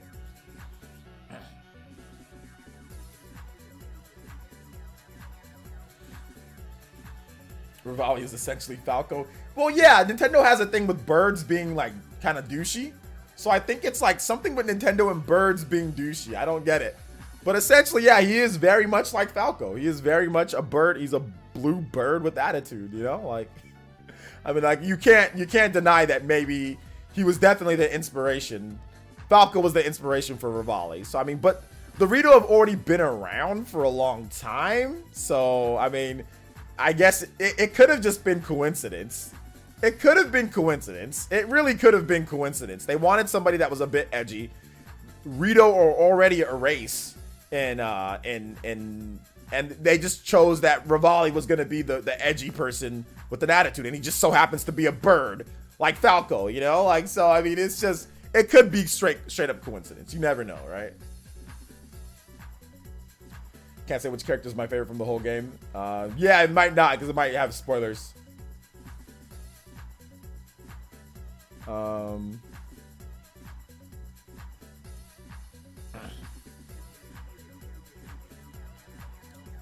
Is he gonna get a head out, get some videos, need to work out? See, all right, take it easy, man. Let's see, what are your favorite abilities to put on your weapons in Age of Calamity? My favorite abilities to put on weapons? I'm a big fan, to be honest, of like mid-air damage. There's some like pretty good mid-air damage ones because pretty much everybody has a launcher, especially, it depends on the character, right? And that's what makes Age of Calamity so unique. Some characters are more prone to getting air damage than other characters, right? So for example, like Urbosa, she's not really big on air damage because the only way that you can launch her into the air is that if you do, you know, like only way that she has like an air combo, right? Is if you use her stasis with a bomb. So her, not so much. So I like to do stuff like perfect dodge window, stuff like that is increased. Obviously damage output is increased because of electricity. But for like Link, I love putting like air combo damage, you know, or air damage. You know, that's really good. I like putting stuff like fusion EXP boosts. So if you, whenever you fuse your weapons, you get extra experience to power up your weapons even more. So I like stuff like that. I think Link also has like an auto guard option, which is pretty cool, which could maybe save you in a pinch, you know? So those are kind of the things I like to do. It depends on the character, right? It depends on which character and what their strengths and weaknesses are, you know? So yeah. Ukulele Impossible Lair did that hybrid 2D 3D game. It'd be cool. Okay, yeah. You can use ice static to bounce her off. Her ice to bounce her off. No, that means jumping off of a wall. That's different. So I'm talking about combos, that natural launcher combos, right? So not talking about jumping off a wall. Yes, you can jump off of a wall in anything. So if there's a wall, you can jump off of it, whatever the case is, any type of wall or something like that. I'm talking like just like a launcher. Jumping off a wall isn't a launcher. So I meant like, you know, like for example, Link can press you press Y then X, and what does he do? He hits you once and then he goes boom and he hits you right into the air. That's a launcher, right? The classic Bayonetta Devil May Cry launcher. And then he does air combos. Urbosa, you need to do some stuff to launch him. So she's not really predicated on launching because you have to, what does it have to do? It has to rewind, right? The stasis or the cryonis or whatever has to rewind, or you have to find a wall to jump off of. So she's not naturally a natural like air combo character. Whereas Link, you can do air combos whenever, wherever. Mipha, you can do air combos whenever, wherever, right? So those are more air combo, you know, Devil May Cry-ish type of characters and stuff like that. So that's the difference, you know? Because you're not always going to be next to a wall. You're not always going to be able to have access to your Sheikah Slate if it needs to recharge, or if you need to do something else. Whereas Link can easily do air combos. Mipha can easily do air combos. You know, Rivali, for example, can easily get into the air to hit people, but air combos, you can grab people and launch them into the air and follow up, you know? So there are characters that are more with the air combo. Not that they can't do them, but Urbosa's, you know, she has a couple tricks that she can use, but it's not as prevalent as, you know, some other characters in the game. Mac Mega with the $5 Oos says, can you play the Zelda song in the link, please? Also, bought a Euro Fortnite Switch bundle, sold it on Saturday for $5.75. Dodge the bullet, bruh. Nice, dude. So that's, wait a minute, how did you dodge a bullet? You just came up. So wait, how did you dodge a bullet? I don't get it. That's just doing a good job reselling. You didn't use a bot, did you? If you didn't use a bot, then I have no problem with it. But even if you did use a bot, oh well, you know? As long as you didn't buy like 9,000 of them, you know? Start scalping them like all over the place, like these crazy people. Actually, I have no problem with people using a bot just to get like one system or whatever. It's just for yourself. But scalping, like using bots and buying up all the inventory and blocking up all the systems, I mean, that's a problem.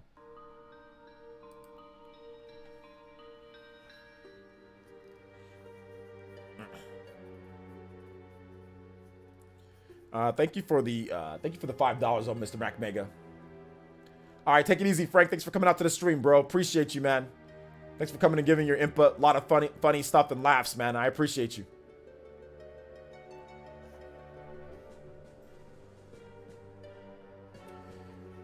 Let's see here. It says, no, I didn't use a bot, but I dodged the bullet because they were stealth released the next day. Oh, okay. I got you.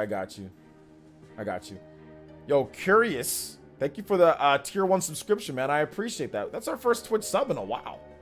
We should be a little bit more active over there on Twitch. Yo, if you guys got some Twitch Primes, definitely use them on your boy. You know what I'm saying? Like, use them on your boy over here, all right? Use them on your boy. So shout outs.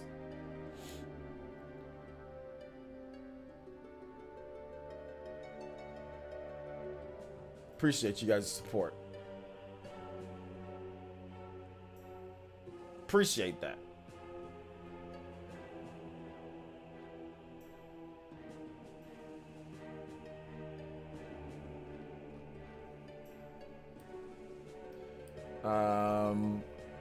Prime Essence. Prime Essence. Doom, doom.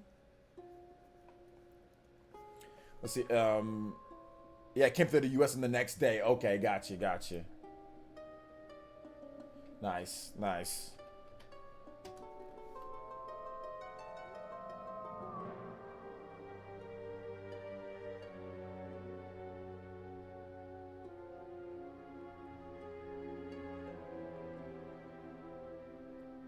Rivali is fun to play as. Rivali is super fun to play as.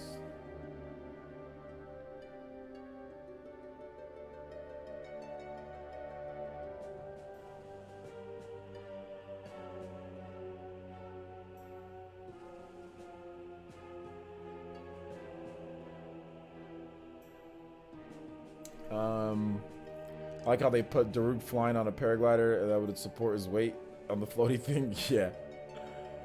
But, I mean, it doesn't need to make sense, I guess, right? Completely.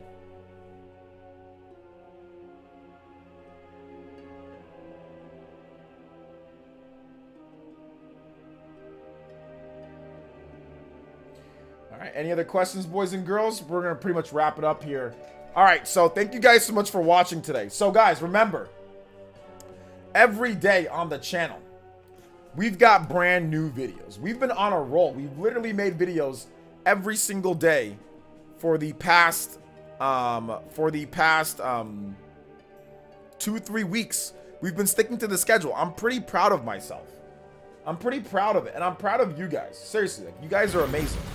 Remember, guys, every single day, you can go on the amazing PlayerEssence channel. I need to get a new banner because I don't do half of this stuff anymore. This stuff's not called certain things. So we do PE live or OJ live or whatever. But we need to do it better. We need to name it better and get times up on here. But anyway, disregard that. Anytime the most latest videos are up on the channel, daily gaming news and videos, every single day, 7:30 a.m. Eastern time, 4:30 a.m. Pacific time. We've got brand new videos on the channel, as you can see. The thumbnails look lit. I'm right on there. You know what I'm saying? I'm on there. It looks good. Sometimes I'm in the video, sometimes I'm not in the video. But it doesn't matter because all that matters is the topic, the title, and the thumbnail. Okay? The topic, the title, and the thumbnail. If you like it, you'll click on it. It looks good, right? It looks good. I got a Bowser shirt on. Don't you want to watch this video talk about Golden Sun and a guy, an extremely good-looking guy with a Bowser shirt on? That's really good. This is something you get. Look at this. This is perfection. Look at this Game Award stuff. Looks great. I got a Hunter x Hunter shirt on. You guys like Hunter x Hunter, and if you don't like Hunter x Hunter, you should like Hunter x Hunter. Look at this. You clearly know what's happening, guys. There's no need to say, well, what does this say? You can even read it. Even if you're on your phone, the thumbnails are so good that you can read exactly what the gist of the video is right from there. Look at this. Nintendo predictions. Look at this. Golden Sun? Question mark. GBA? Purple? White background? Look at this. Super hype? What's super hype? Money? Check it. Revelations 3? Although this is weird because I have Revelations 3, then Revelations 3 again, so this thumbnail is not great. But still, you guys get the point. OJ Live? The most recent OJ Live videos? They're all right here for you guys. Best gaming news and sometimes more live. PE Podcast, we're going to return to that one of these days. Popular uploads and Fire Emblem. I got to get rid of it. I'm going to get rid of this because we haven't done Fire Emblem in 9 months. So yeah. So everything is here for you guys. So anytime that you guys want to watch, it's there. Make sure to turn off the ad blockers when you watch it. Yes, guys, another thing. Turn off ad blockers if you can. That would make me very happy if you turned off ad blockers. You know, when you watch my videos. When you watch any of my boys' videos or any of my girls' videos. You know what I'm saying? Like, Click, Mandy, anything. Definitely turn off the stuff with us. Everybody else, it's like whatever. But for me, turn it off for sure. All right? Help your boy out. Help the channel grow. Vintage PE Arena. I don't know. I think I have a playlist for PE Arena, but I'd have to bring it back out. I don't know if I believe you anymore. You say PE Podcast come back. It is coming back. Trust me. PE Podcast is coming back 2021. PE Podcast coming back bigger and better than ever. Although we'll probably have new cast members because Baron's in AEW and he's busy half the time. And I didn't feel like the chemistry was great on our videos. Like a lot of them, like they were good, but like they weren't. The chemistry wasn't great, and I think some people were doing it for the wrong reasons. So yeah, we'll bring it back, but we'll probably have new cast members and like guests, different type of stuff, and smaller. Probably be smaller. It'll probably be like a 30 to 45 minute, type of thing. So it's not gonna be like the 2.5 to 3 hours. I'm not spending 2.5 to 3 hours, in the podcast every Thursday night or anything like that or whatever. I'm not doing that. So it's gonna have to be, because we've improved the quality of the edited videos by a crap ton, since we've been doing the podcast. Because back then we didn't do face cams, which we didn't do the thumbnails like we do them. There's a lot more work involved in doing this. And yes, I'm not trying to sit here and say I edit like freaking, crazy or anything like that. But it's a lot more work in getting the thumbnails, the lighting, the videos, like the, face cam videos and all of that, and getting that than doing what I did before, which was just simply trailer footage overwards with thumbnails just from already done assets, right? So I'm not going to be doing 2-3 hour podcasts every single week. I watched Spawn Wave, the Yours Morning vid, RGT, and when y'all release them. Thank you so much, Michael. I appreciate that. Yeah, it's 7:30 a.m. It's 7:30 a.m. then for my videos, Eastern time. 4:30 if you're up that early, I guess. But yeah, whenever you can. So thank you guys so much. I do appreciate it for watching the videos. I do appreciate you guys for coming out to the stream. You guys are awesome. And we will see you guys. We'll see you guys very soon. All right, for the next one here. For the next one, I'll see you guys very soon. And yeah, thank you guys for watching. I do appreciate it. Thank you guys so much for watching. All right, guys. Bye, everyone. Peace out. Watch the videos.